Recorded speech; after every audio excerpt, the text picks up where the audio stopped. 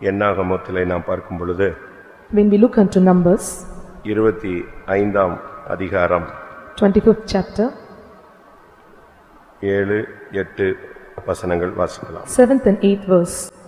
And when Phinehas the son of Eleazar the son of Aaron the priest saw it, he rose up from among the congregation and took a javelin in his hand, and he went after the man of Israel into the tent and thrust both of them through, the man of Israel and the woman through her belly.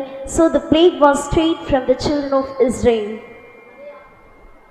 அதை ஆசாரியனாக ஆரோனின் குமாரனான எலெயாசாரின் மகன் Phinehas கண்டபோது அவன் நடு சபையிலிருந்து எழுந்து ஒரு ஈட்டியை தன் கையிலே பிடித்து, இஸ்ரவேலனாகிய அந்த மனிதன் வேசித்தனம் பண்ணும் அறையிலே அவன் பின்னாலே போய் இஸ்ரவேல் மனிதனும் அந்த ஸ்திரீயுமாக இருவருடைய வயிற்றிலும் ஈட்டி உருவி போக அவர்களை குத்தி போட்டான். அப்பொழுது இஸ்ரவேல் புத்திரரில் உண்டான வாதை நின்று போயிற்று. கர்த்தருடைய பரிசுத்த நாமத்துக்கு மகிமை உண்டாவதாக. May the God's name be glorified. இன்றைக்கு Bible study Phinehas. Today's Bible study is Phinehas. இன்றைக்கு பைபிள் ஸ்டடி பினகாஸ் குறித்து நாம் படிக்க போகிறோம். Today we are going to meditate about Phinehas. பைபிள்ல 2-3 பினகாஸ் குறித்து வேதம் சுட்டி காட்டுகிறது. And the Bible is depicting about 2 or 3 Phinehas. ஆனால் நாம் இப்பொழுது படிக்கிறதான பினகாஸ் பிரதான ஆசாரியனாகிய ஆரோனுடைய பேரன்.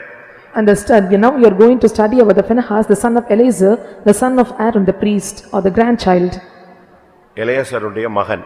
And he is the son of Eleazar. இவனை குறித்து நாம் படிப்பது நம்முடைய ஆவிக்குரிய வாழ்க்கைக்கு பிரயோஜனமாய் அமையும். And studying about him will be useful for our spiritual life. இங்கே ஒரு சம்பவத்தை நாம் வாசிக்கிறோம். Here we have an incident. ஜனங்கள் எல்லாம் தேவனுடைய சன்னிதானத்திலே மிகுந்த வாதையினால் பாதிக்கப்பட்டு அழுது கொண்டு நிக்கிற ஒரு சூழ்நிலை. So here it is a situation, all the people were weeping standing in the presence of God with a great plague in the children of Israel. அந்த நேரத்தில் ஒரு தவறு நடக்கிறது. And at that time some wrong is happening. அந்த தவறை அவன் தட்டி கேட்கிறான், இல்லாவிட்டால் அந்த தவறுக்கு ஒரு நியாயம் செய்கிறான். And for that faults or mistakes he was asking for justice, and for doing as asking for the pleading. ஒவ்வொரு விசுவாசியும் ஒவ்வொரு ஊழியக்காரனும் இந்த நாட்களிலே ஒரு பினகாசாக மாற வேண்டிய ஒரு நேரம். It is a time that every servant of God and every believer have to be changed like a Phinehas. இவன் ஒரு ஆசாரியன். He is the priest. முதலாவது நாம் ஆசாரியர்களாக மாற்றப்பட வேண்டும். First of all we should be changed as a priest. வெளிப்படுத்தல் 1ஆம் அதிகாரம் 6ஆம் வசனத்தின்படி, according to Revelation chapter 1 verse 6, அவருடைய இரத்தத்தினால் கழுவப்பட்டவர்கள் எல்லாரும் ஆசாரியர்கள். and we who are cleansed by his blood are the priests. நம்மிடத்தில் அன்பு கூர்ந்து தமது இரத்தத்தினாலே நம்முடைய பாவங்களற நம்மை கழுவி தம்முடைய பிதாவாகிய தேவனுக்கு முன்பாக நம்மை ராஜாக்களும் ஆசாரியர்களும் ஆக்கின அவருக்கு மகிமையும் வல்லமையும் என்றென்றைக்கும் உண்டாயிருப்பதாக. ஆமென். என்றைக்கு ஒரு விசுவாசி இயேசுவின் இரத்தத்தினாலே கழுவப்படுகிறானோ அப்பொழுது அவன் ஆசாரியன் என்ற ஸ்தானத்துக்கு கொண்டு வரப்படுகிறான். When the believer is being cleansed by the blood of Jesus, he is coming to the state called a priest. அப்படியானால் ஒவ்வொருவரும் ஒவ்வொரு நாளும் இந்த ஆசாரியத்துவத்தை காத்துக்கொள்ள வேண்டும். Every day we have to preserve the priestlyhood. ஒவ்வொரு நாளும் இயேசுவின் இரத்தத்தினால் கழுவப்பட்ட அந்த புனித தன்மையை நாம் ஒவ்வொரு நாளும் பிராக்டீஸ் பண்ண வேண்டும். We have to practice the saintly nature of being cleansed by the blood of Jesus.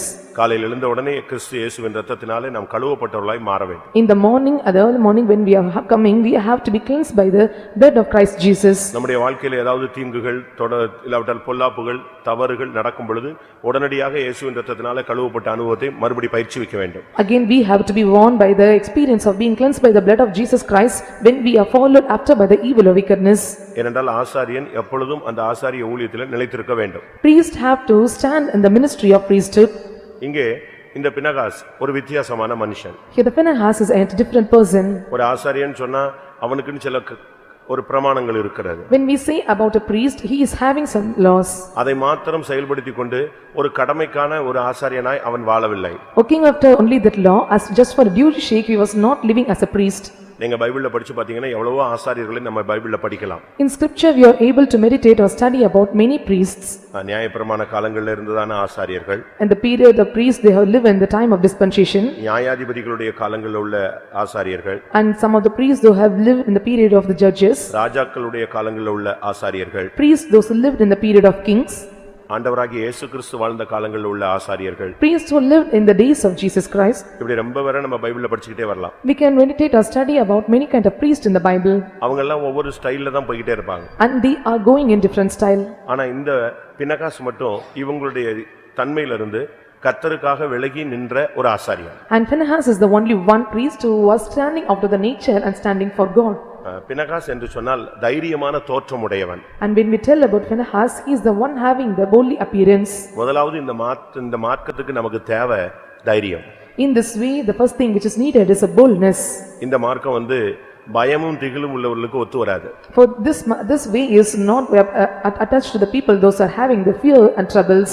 பயமும் திகிலும் ஒரு மனுஷனுக்கு இருந்தா இந்த மார்க்கத்துல அவன் முன்னேறி போகவே முடியாது. If a person is having a fear or terror, he are not able to press forward in this way.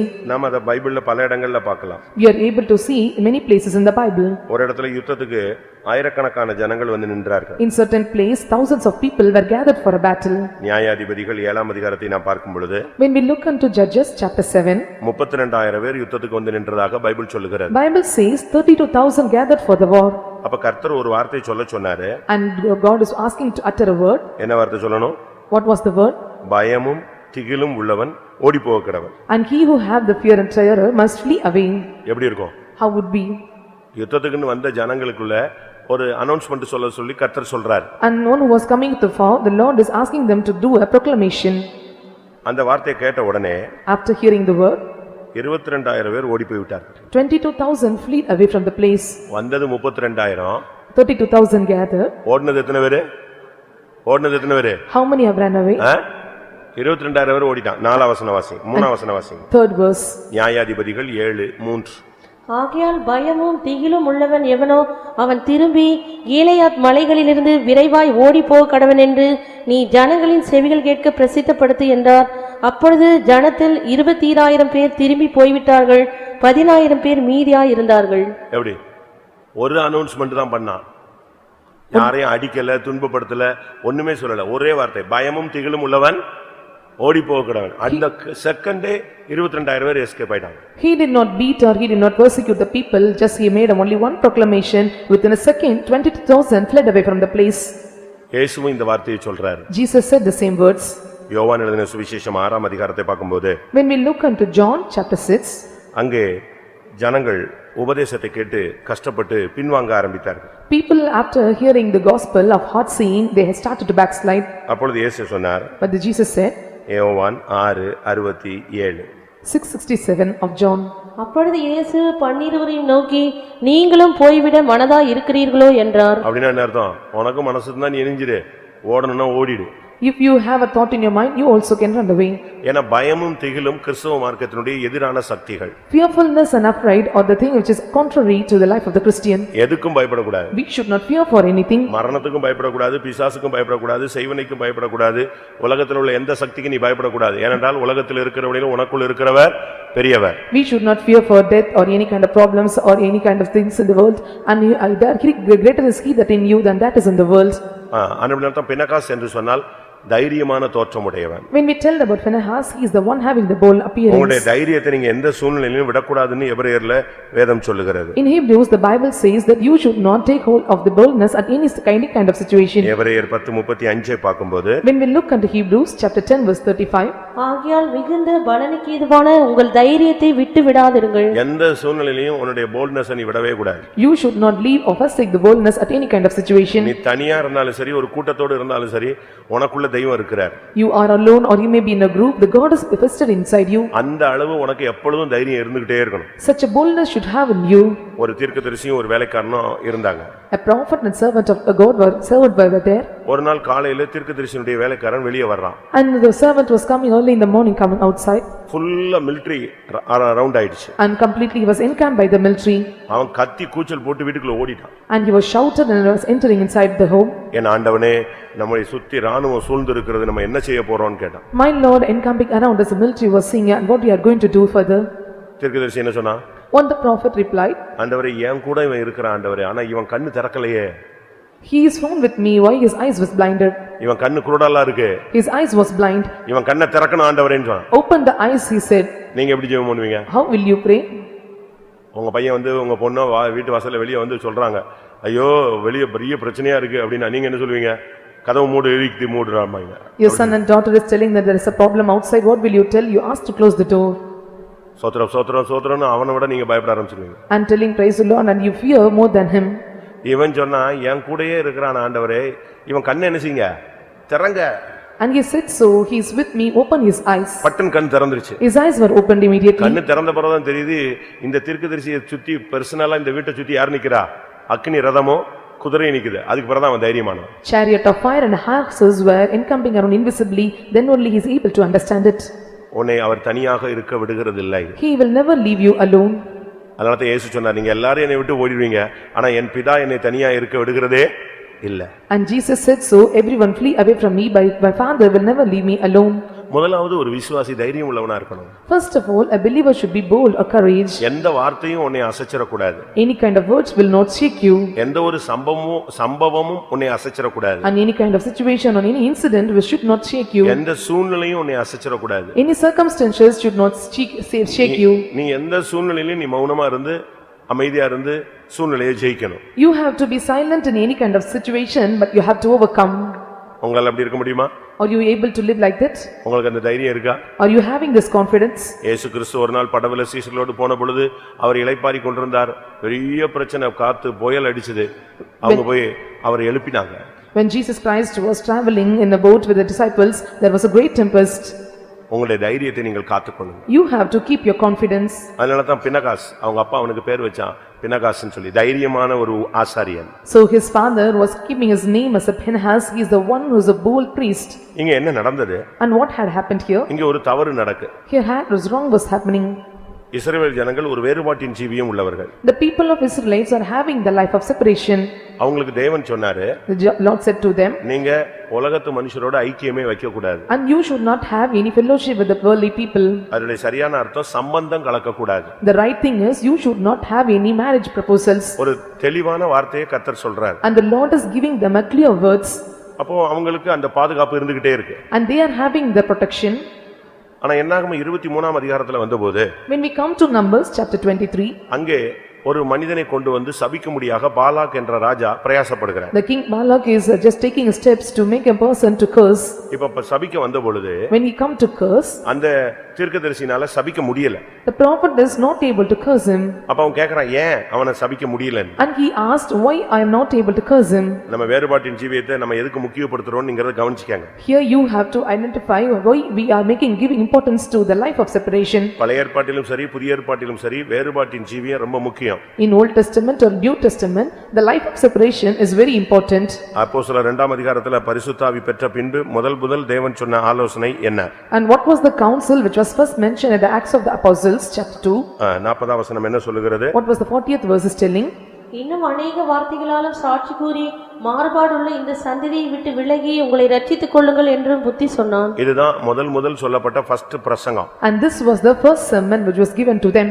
பிரசங்கத்துல first வார்த்தையே இதுதான், நீங்கள் மாறுபாடான சந்ததியை விட்டு விலகி உங்களை ரட்சித்துக் கொள்ளுங்கள். Save yourself from the untoward generation, and this is the first gospel. இந்த விஷயத்துல நீங்க ரொம்ப கவனமாக இருக்கணும். And you should take heed in this matter. நீங்க என்னாகமம் 23ஆம் அதிகாரத்துல In Numbers chapter 23, சபிக்கும்படியாக வந்ததான அந்த ஊழியன் என்ன செய்தான்? and the one priest who is one servant of God who come to curse, what he did do? அந்த ஜனத்தை சபிக்க முடியாததுக்கு ஒரு ரீசன் சொல்றான். And he was telling the reason for not able to curse the people. First reason. First reason. என்ன reason? What was the reason? 21 என்னாகமம் 23:9. 23:9 of Numbers. கண்மலை உச்சியிலிருந்து நான் அவனை கண்டு குன்றுகளிலிருந்து அவனை பார்க்கிறேன்.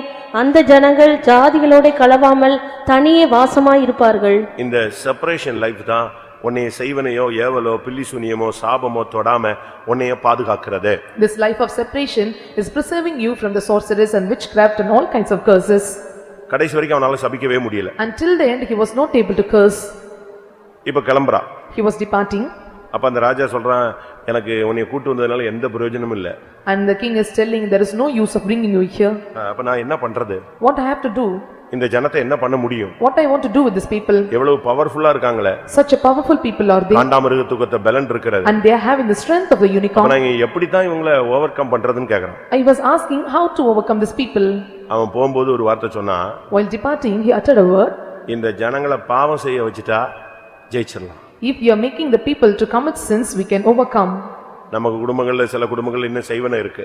In some of the families still witchcraft are present. இன்னும் ஏவல்கள் இருக்கு. And still they have some problems of சில sorcery. குடும்பங்கள்ல பில்லி சூனியங்கள் இருக்கு. And they have the witchcraft problems. இன்னும் சில வீடுகள்ல பொல்லாத ஆவிகளுடைய கிராசிங் இருக்கு. And still they have the problems of the evil spirits. பொல்லாத ஆவிகளுடைய கிராசிங் வீட்டுல நுழைஞ்சு போயிட்டு வருது. And the crossing or moving of the evil spirits in the home. அதுக்கு காரணம் உன் ஜீவியத்துல இன்னும் நீ சரியான செப்பரேஷன் லைஃப்க்கு வரல. The reason is still you did not keep the life of separation. வந்துட்டேன்னா உள்ள வராது. If you come inside, it will not come and enter inside. அங்க என்ன நடந்தது? And what happened there? அந்த ராஜாட்ட போய் இந்த பிழையாம் ஒரு தப்பான ஆலோசனை சொல்லி கொடுத்துட்டு போயிட்டான். And Balaam was having a wrong counsel with the king. அவன் சொல்றான் இவங்க ஜாதிகளோடு கலந்துட்டாங்கன்னா ஃபெயிலியர் ஆயிடும். And if they are mixed with the group of the people, they will fail or they will be. இதத்தான் அவன் சொல்லி கொடுத்த ஒரு தவறான ஆலோசனை. And this was the wrong counsel he given to them. இது ஒரு பொல்லாத போதனை. And this was the wicked counsel. வெளிப்படுத்தல் 2ஆம் அதிகாரம் 14ஆம் வசனத்துல புதிய ஏற்பாட்டிலும் அந்த போதனை வேலை செய்கிறதாக ஆவியானவர் பேசுகிறார். The Spirit of God is speaking in Revelation chapter 2 verse 14, even it is working in New Testament period. ஆகிலும் சில காரியங்களை குறித்து உன் பேரில் எனக்கு குறை உண்டு. விக்கிரகங்களுக்கு படைத்தவர்களை புசிப்பதற்கும் வேசித்தனம் பண்ணுவதற்கும் ஏதுவான இடரலை இஸ்ரவேல் புத்திரர் முன்பாக போடும்படி பாலாக் என்பவனுக்கு போதனை செய்த பிலேயாமுடைய போதகத்தை கைக்கொள்ளுகிறவர்கள் உன்னிடத்தில் உண்டு. வேசித்தனம் என்பது சாத்தான் வருகிறதுக்கு வாய்ப்புள்ள ஒரு வாசல். And fornication is the gate which Satan can enter inside. அதுல நீங்க கவனமா இருந்துட்டீங்கன்னா நீங்க தப்புவிக்கப்படுவீங்க. If you take heed in this, you will be escaped. இல்லனா பிசாசு உள்ள வர்றதுக்கு நீ கதவை திறந்து வைக்கிறேன்னு அர்த்தம். Or the meaning is that you are opening the door for the Satan to enter. இந்த பிலேயாம் போகும்போது பாலாக் ராஜா கூப்பிட்டு இந்த பெண்களோட பையங்களை அப்படியே மிக்ஸ் பண்ண விடுங்க, உங்க ஜாதி பெண்களை விட எல்லாம் கிளியர் ஆயிடு, நீங்க ஜெயிச்சிருவீங்கன்னு சொல்லிட்டு போனா. அதே மாதிரி ஒரு கெட் டுகெதர் வந்துச்சு, எல்லாரும் விழுந்துட்டான். And Balaam is asking to Balak, and you ask all the men in your city, on the nation, to mingle with the girls in the city, and they did so, and there was a great spoil for them. என்னாகமம் 25:1-2. 25 first and second verse of Numbers. இஸ்ரவேல் சித்தீமிலே தங்கியிருக்கையில் ஜனங்கள் மோவாபின் குமாரத்திகளோடு வேசித்தனம் பண்ண தொடங்கினார்கள். அவர்கள் தங்கள் தேவர்களுக்கு இட்ட பலிகளை விருந்துண்ணும்படி ஜனங்களை அழைத்தார்கள். ஜனங்கள் போய் புசித்து அவர்கள் தேவர்களை பணிந்து கொண்டார்கள். இங்கதான் முதல் விழுகை தொடங்குகிறது. And here the first falling happened. எப்ப நம்முடைய வேறுபாட்டின் ஜீவியத்தை கெடுக்கிறோமோ அப்ப ஆட்டோமேட்டிக்கா பிசாசு சங்கார புசல் போல உள்ள வந்துருவான். When we corrupt this life of separation, as a destroyer, a Satan will enter. உன்னுடைய சொந்தம், உன்னுடைய நண்பர்கள், உன்னுடைய சூழ்நிலை, எந்த சூழ்நிலையிலும் நீ ஜாதிகளோடு கலக்க கூடாது. Your relatives, your friends, and in any kind of situation, you should not mingle with the Gentiles or people. என்னைக்கு ரட்சிக்கப்பட்டு அபிஷேகம் பண்ணப்பட்டாயோ நீ தேவாலயம். When you are anointed, when you are saved, you are the temple of God. அதுக்கு பிறகு விக்கிரகங்களோடு உனக்கு என்ன கிடையாது? பங்கு கிடையாது. And you will not have any portion with idols. நல்லா புரிஞ்சுக்கணும். You have to understand well. எப்பொழுது நீ ரட்சிக்கப்பட்டாயோ நீ ஒரு வெளிச்சம். When you are saved, you are light. நீ ஒரு ஒளி. You are light. அப்ப உனக்கும் ஒளிக்கும் இருளுக்கும் என்ன கிடையாது? சம்பந்தமே கிடையாது. And there is no relation with the darkness and light. அதுக்கு பிறகு நீ வந்து எங்க அக்கா பையன், எங்க அக்கா பொண்ணு, எங்க மாமா பொண்ணு, எங்க பக்கத்து வீட்டு பொண்ணுன்னு நீ மாட்டி பையன் மாட்டிக்கிட்டு அப்படி இப்படின்னு சொன்னீங்கன்னா, அதுக்கு உங்க சொந்தங்கள் பெற்றோர்கள் இப்படி எல்லாம் நீங்க கை கொடுத்தீங்கன்னா ஆட்டோமேட்டிக்கா நீ பெரிய ஒரு டோரை யாருக்கு திறந்து வச்சிடற? பிசாசுக்கு திறந்து வச்சிடற. அதுக்கு பிறகு வந்துகிட்டு பாஸ்டர் பிரதர் ஜெபம் பண்ணுங்க, உபவாசம் போடுங்க, எங்க வீட்டுல ஏரியா பிரேயர் வைங்க, ஒன்னும் வேலை செய்யாது. If you say so that you are having any relationship with the relatives and you are opening the door for the Satan to enter inside, after that you should not ask or seek for the prayer from us. இங்க அப்படிதான் நடந்தது. And what happened here? இந்த ஜனங்கள் தவறை செய்ய ஆரம்பித்தார்கள். And these people started to commit wrong things. இந்த இடத்துல தான் பினகாஸ் யாருன்னு introduce ஆகறான். And here the Phinehas was introduced. அது வரைக்கும் அவன் எப்படி இருந்தான்? How he was till then? பலி செலுத்துறது, and he was making sacrifices, ரத்தம் தெளிக்கிறது, and sprinkling blood, தோல் உரிக்கிறது, and this was தோல் உரிக்கிறது, playing. இப்படி தான் அவன் செஞ்சிட்டு இருந்தான். And this is what he is meditating. ஆனா இப்போ என்ன நடந்துச்சு? And what had happened there? இங்கே ஒரு வேறுபாட்டின் ஜீவியத்தை ஜனங்கள் கெடுத்தபடினால, and the people have corrupted the life of separation, ஜனங்களுக்குள்ள வாதை வந்துருச்சு. and there was a great plague among the people. 9ஆம் வசனம் வாசிங்க. 9th verse. அந்த வாதையால் செத்தவர்கள் 24,000 பேர். சாவு வந்துருச்சு. And there was a death happened to them. ஒரு வியாதி மட்டுமல்ல, அந்த வாதையினால 24,000 பேர் செத்தாங்க. Not only the plague or sickness happened there, and because of the plague 24,000 were dead. படபடன்னு ஜனங்கள் செத்துக்கிட்டே இருக்கான். And not immediately and suddenly many people were dead. பிசாசுக்கு கதவை திறந்து விட்டுட்டேன்னா உள்ள ஒரு செகண்ட்ல எல்லாத்தையும் அடிச்சு ஒண்ணும் இல்லாம ஆக்கிடுவான். If you open the doors for the Satan, he will come and beat up and he will spoil immediately. இத நீங்க யோபுனுடைய வாழ்க்கையில பார்க்கலாம். And we can see this in the life of Job. Permit கிடைச்ச உடனே அந்த வீட்ல 10 பிள்ளைங்க இருக்காங்கன்னு உடனே ஒரு காத்து அனுப்பி அந்த வீட்டை நெஞ்சிட்டான். உடைச்சு ஒரே டைம் வீடும் உடைஞ்சிருச்சு, 10 பிள்ளைகளும் காலி. When he received the permission, immediately all the doors were broken because of the wind was blown and all the 10 daughters were immediately spoiled. Chance கிடைச்ச உடனே மொத்த ஆடுகளையும் தள்ளிட்டு போயிட்டான், கழுதையை தள்ளிட்டு போயிட்டான், எருதுகளை தள்ளிட்டு போயிட்டான், ஒட்டகங்களை தள்ளிட்டான். கொஞ்ச நேரத்துல அவனை மைனஸ்ல கொண்டு வந்து நிப்பாட்டிட்டான். And immediately when he received the chance, he was able to destroy all the oxen and cows and floods and the camels. இங்கே வேசித்தனத்தினால் 24,000 பேர் வாதையினால் செத்தார். And because of the fornication spirit, 24,000 were dead. இந்த நேரத்துல At this time, ஜனங்கள்லாம் அழுதுகிட்டு இருக்காங்க. ஐயோ செத்து போயிட்டாங்களே, நாங்க என்ன பண்ணுவோம், இப்படி தப்பு நடந்துருச்சேன்னு எல்லாம் அழுதுகிட்டு இருக்கும் போது people were committing, because of committing the sins, people were weeping at the time of weeping. அந்த சைடு வழியா ஒரு பையன் ஒரு பொண்ணை கூட்டி போயிட்டே இருக்கான். At the other part of the side, a boy was keeping a girl and was going. அததான் நீங்க 6ஆம் வசனத்துல நீங்க படிச்சு பார்க்கலாம். And this is thing we can read in 6th verse. ஒரு மீதியானிய ஸ்திரீயை ஒருவன் அழைத்து கொண்டு போனான். A man was calling a Midianite woman. எப்படி இருக்கும்? How it will be? ஜனங்கள்லாம் இப்படி இவ்வளவு பிரச்சனை ஆயிடுச்சு, தோல்வி ஆயிடுச்சுன்னு சொல்லி எல்லாரும் அழுதுகிட்டு இருக்கும்போது The people were crying and because of the failure.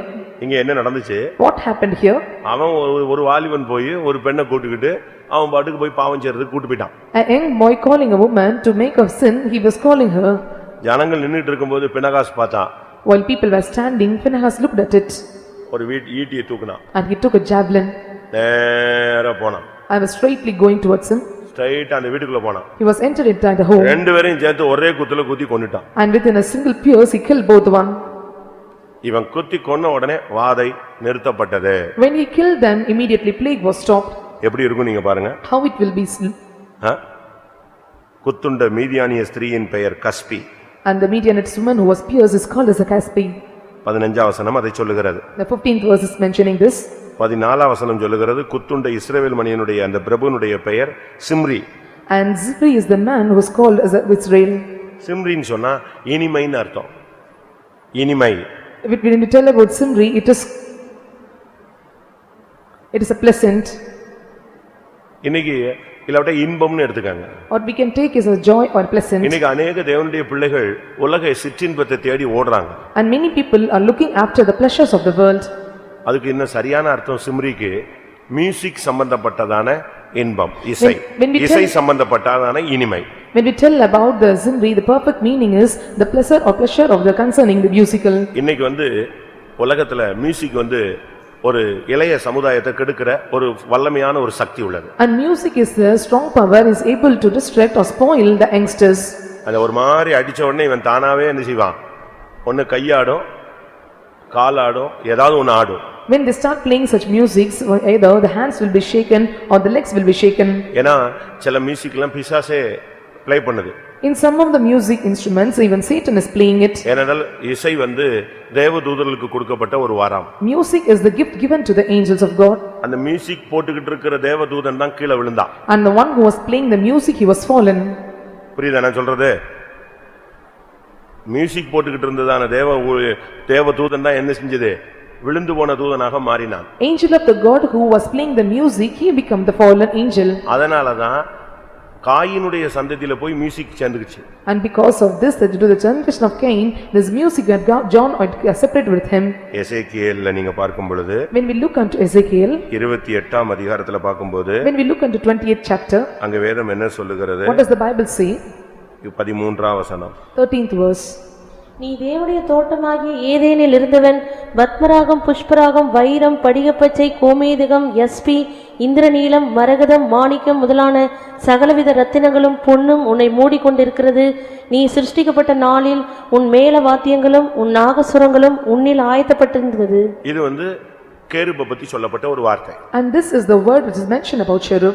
கேருபுல ஒரு கூட்டம் கீழ விழுந்தது. And one group of cherub was fallen. அதுக்கு பின்னால உள்ள வசனங்களை நீங்க வீட்ல போய் படிச்சீங்கன்னா அவங்க விழுந்துட்டான்னு தெரியும். When you read about the following verse, you are able to understand it.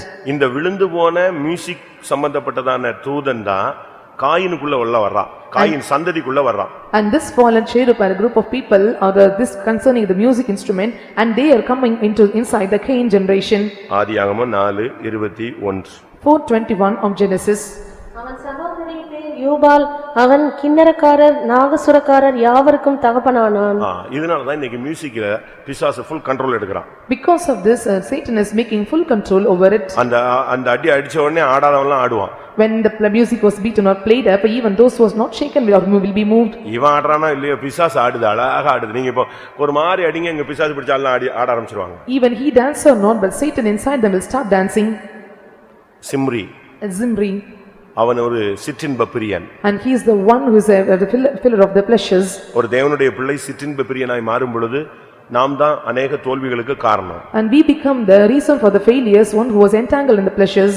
இதை குறித்து நாம் 2 பேதுருல வாசிக்கும் பொழுது, When we look about this in 2 Peter, 2 பேதுரு 2 அதிகாரம் 13 வசனம், 2:13 of 2 Peter.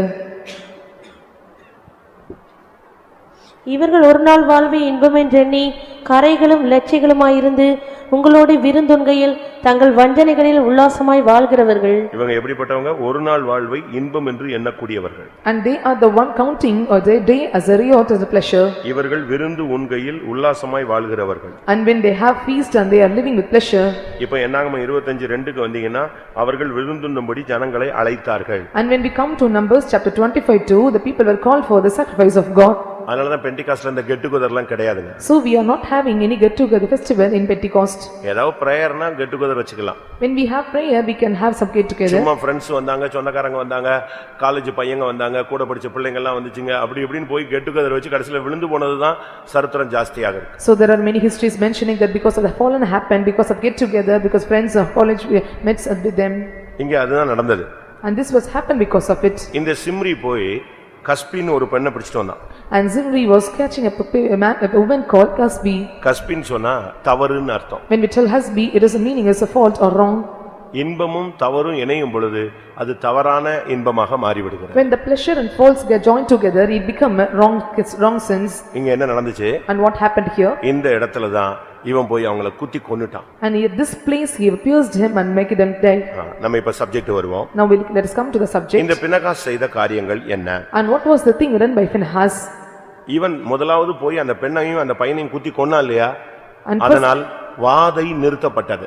And he entered inside them and he pierced both, and because of that plague was stopped. அப்படிதான் Bible சொல்லுகிறது. And that's what the Bible say. நீங்க முதல்ல வாசித்த 25 என்னாகமம் 25:8 கடைசி பகுதியை வாசிங்க. 25:8 of last part. அப்பொழுது இஸ்ரவேல் புத்திரரில் உண்டான வாதை நின்று போயிற்று. வாதை நிறுத்தினான். And the plague was stopped. ஒரு தேவனுடைய பிள்ளை உங்க குடும்பத்துல இருக்கிற வியாதி, வாதை, பிரச்சனையை நிறுத்தணும். And the children of God in your family must stop the plagues and problems and curses in your family. அதான் முக்கியம். And that was very important. இத குறித்து நீங்க இன்னொரு விதத்துல பார்க்கும் பொழுது, When we look this in a different aspect. 106 சங்கீதம் 30 வசனத்திலே இது எழுதப்பட்டிருக்கிறது. And this was written 106 chapter Psalms 30th verse. அப்பொழுது பினேகாஸ் எழுந்து நின்று நியாயம் செய்தான், அதனால் வாதை நிறுத்தப்பட்டது. இங்க அந்த பாவத்தை அழித்ததை பைபிள் சொல்லுகிறது நியாயம் செய்தான். And destroying the sin, the Bible is telling he had made a judgment. ஒரு விசுவாசி பாவத்தை எதிர்த்து போராடுவது நியாயம் செய்வதை காண்பிக்கிறது. When the believer is striving hard against or opposing the sin, it shows his judgment. நீங்க ஒரு தகப்பனா இருக்கலாம், தாயா இருக்கலாம், பிள்ளைகளா இருக்கலாம். You may be a father, a mother, or a son or children. உங்க குடும்பத்துக்கு விரோதமா எழும்பி இருக்கிற வாதையை உங்களால நிறுத்த முடியுதா? Are you able to stop the plague which is opposing your family? இந்த பினகாஸ் அவன் வாதையை நிறுத்தக்கூடியவன். Phinehas was the one who was able to stop or stay the உன் plague. குடும்பத்துல போராடி கொண்டிருக்கிற வல்லமையை நிறுத்த நீ கர்த்தருக்காக ஒன்றை செய்ய வேண்டும். You have to do certain things for the Lord for the plague to be stopped in your family. இதை இன்னொரு விதத்துல பார்க்கும் பொழுது, When we see in a different aspect, Bible என்ன சொல்லுகிறது? what does the Bible say? என்னாகமம் 25:11 இவன் தேவனுடைய உக்கிரத்தை திருப்பினான், நிறுத்தினான். And 25:11 of Numbers is saying that he have consumed the jealousy of God. ஏனென்றால் நம்ம மேல் அறிஞ்சோ அறியாமலோ பல நியாய தீர்ப்புகள் இருக்கிறது. Knowingly or unknowingly, many judgment was placed upon us. உங்க தகப்பன் மூலமோ, தாய் மூலமோ, பிள்ளைகள் மூலமோ, நம்முடைய செயல்கள் மூலமோ சில நியாய தீர்ப்புகள் நம்ம மேல நிக்கலாம். And some of the judgment may stand upon us because of the father or mother or children. ஒரு ஊழியக்காரன் இல்லாட்ட ஒரு விசுவாசி, ஒரு தகப்பன் என்ன செய்யணும்? அந்த தேவனுடைய கோபத்தை, அந்த நியாய தீர்ப்பை நிறுத்தணும். A servant of God or a father, what he have to do? They have to stop the judgment upon us. ஆண்டவரே மன்னியும், என் புருஷனை மன்னியும், என் பிள்ளைகளை மன்னியும், என் மனைவியை மன்னிக்கணும். அப்படி ஜெபிக்காம நம்ம இப்ப எப்படி ஜெபிக்கிறோம்? ஆண்டவரே என் புருஷனை சந்தியும், கைய கால ஓடிச்சிரும். இப்படி ஜெபிச்சா அது எப்படி ஒர்க் அவுட் ஆகும்? And these days we are praying that I have to wake up the hands and legs of my husband. You have to pray, make my husband to forgive. என்னாகமம் 25:11. 25:11 of Numbers. நாளின் எரிச்சலில் இஸ்ரவேல் புத்திரரை நிர்மூலமாக்காதபடிக்கு ஆசாரியனாகிய ஆரோனின் குமாரனான எலெயாசாரின் மகன் Phinehas என் நிமித்தம் அவர்கள் நடுவில் பக்தி வைராக்கியம் காண்பித்ததினால் இஸ்ரவேல் புத்திரர் மேல் உண்டான என் உக்கிரத்தை திருப்பினான். தேவனுடைய ஜட்ஜ்மெண்ட் வந்துருச்சுனா அத ஒருத்தன் போய் நிறுத்தணும். When the judgment of God comes, we have to stop immediately. இப்ப தகப்பன் ஒரு பிள்ளை அடிக்கிறான்னா அம்மா என்ன செய்வாங்க? If the father is beating a son, what the mother will do? என்ன செய்வாங்க? அடிக்காதீங்கன்னு குறுக்க போவாங்க. இல்ல இவங்க தான் போட்டு கொடுத்திருந்தாங்கன்னு என்ன செய்வாங்க? அடி சாவட்டு சா அப்படினு சொல்லுவோம். அப்படிதான். And they will tell do not beat, or if they have given this mistake and they ask them to beat. எப்படி? தகப்பனுடைய உக்கிரத்தை, தேவனுடைய உக்கிரத்தை ஒரு தேவனுடைய பிள்ளை போய் தடுத்து நிறுத்தணும். வேண்டாம் ஆண்டவரே ஒரு தினம். அப்படிதான் மோசே செஞ்சான். Indignation of the father should be converted by the son of God. ஆண்டவர் ஒரு இடத்துல சொன்னாரு, நீ விலகி வா, இந்த ஜனத்தை எல்லாம் நிஞ்சிடுறேன், ஒரே நிமிஷத்துல அதம் பண்ணிடுறேன்னாரு. At one place God is instructing him, you come away, I will destroy the people.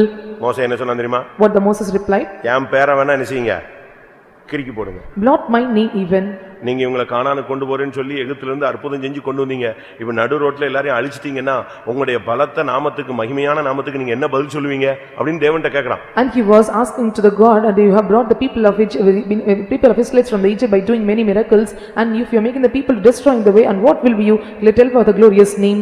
தேவனுடைய உக்கிரத்தை நாம் திருப்ப வேண்டும். And we have to change the violence of God. அப்படின்னா சரியான அர்த்தம் என்ன? What was the right meaning for it? 106 சங்கீதம் 23 வசனத்துல மோசே தேவனுடைய உக்கிரத்தை திருப்பினான் என்று அங்கே சொல்லப்பட்டிருக்கிறது. In 106:23 verse we are able to see he was able to turn away the violence of God.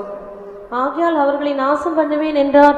அப்பொழுது அவரால் தெரிந்து கொள்ளப்பட்ட மோசே அவர்களை அவர் அழிக்காதபடிக்கு அவருடைய உக்கிரத்தை ஆற்றும் பொருட்டு அவருக்கு முன்பாக திறப்பின் வாயிலே நின்றான். பைபிள்ல நீங்க நல்லா படிச்சு பாத்தீங்கன்னா திறப்பின் வாசல்ல நின்ன ஒரே ஆள் யார்தான்? யார்தான்? மோசே ஒரு ஆள் தான். In the Bible we are able to see only one person who was standing in the gap of breaches, Moses. அப்ப திறப்பின் வாசல்ல நின்னதுனால தான் அந்த ஜனத்தின் அந்த ஜனத்துக்கு மேல நியாயத்தீர்ப்பு வராம உக்கிரத்தை வணிஞ்சானா திருப்பிட்டான். He stood before the breach or gap of the Lord, so he was able to turn away the wrath or violence of the people. இவன் நின்ன உடனே கர்த்தர் சொன்னாரு, சரி நான் ஜனத்தை அழிக்க மாட்டேன் விடுன்ட்டார். When he stood, immediately God replied, I will not destroy the people. நீங்க அப்படி யாராவது நிக்கிறீங்களா? Or the people are standing like this. உன்னுடைய வீடு ஒரு திறப்பின் வாசலாய் மாற வேண்டும். Let your home be changed as a standing in gap. உன்னுடைய படுக்கை அறை ஒரு ஜெப அறையாய் திறப்பின் வாசலாய் மாற வேண்டும். And your praying, your house, the living room should be changed as a prayer home. உன்னுடைய ஜெப நேரங்கள் தேவனுடைய உக்கிரத்தை திருப்பக்கூடியதாய் அமைய வேண்டும். All your prayer time should be able to change as a violence of fire. ஒன்று, அவன் பாவத்தை எதிர்த்து போராடினான். One, he was striving hard with the sin. இரண்டாவது, வாதையை நிறுத்தினான். He was stopping the plague. மூன்றாவது, தேவனுடைய உக்கிரத்தை திருப்பினான். Thirdly, he was turning away the wrath. நாலாவது, Fourthly, என்னாகமம் 25:13 பார்க்கும் பொழுது, when we look into Numbers chapter 23 verse 14, அவன் அவன் தன் தேவனுக்காக பக்தி வைராக்கியம் காண்பித்து பக்தி வைராக்கியம் காண்பித்தான். and he was able to show the zealous of his God. பக்தி, பயபக்தி, பக்தி விருத்தி, தேவ பக்தி, இன்னும் சொல்ல போனா பக்தி வைராக்கியம் last. Godliness or the zeal of God or godly nature, and these are the things that last is zeal of God. பக்தி வளர்ச்சி அடைஞ்சு எங்க போய் நிக்கும்? வைராக்கியமா மாறிடும். And godliness is step by step is changing into zealous of God. நம்ம எல்லாம் எத்தனை பேர் பக்தி வைராக்கியமா இருக்கிறோம்? And how many are found as a zeal for God? நமக்குள்ள எத்தனை பேருக்கு பக்தி வைராக்கியம் இருக்கு? How many of them have a zeal of godliness?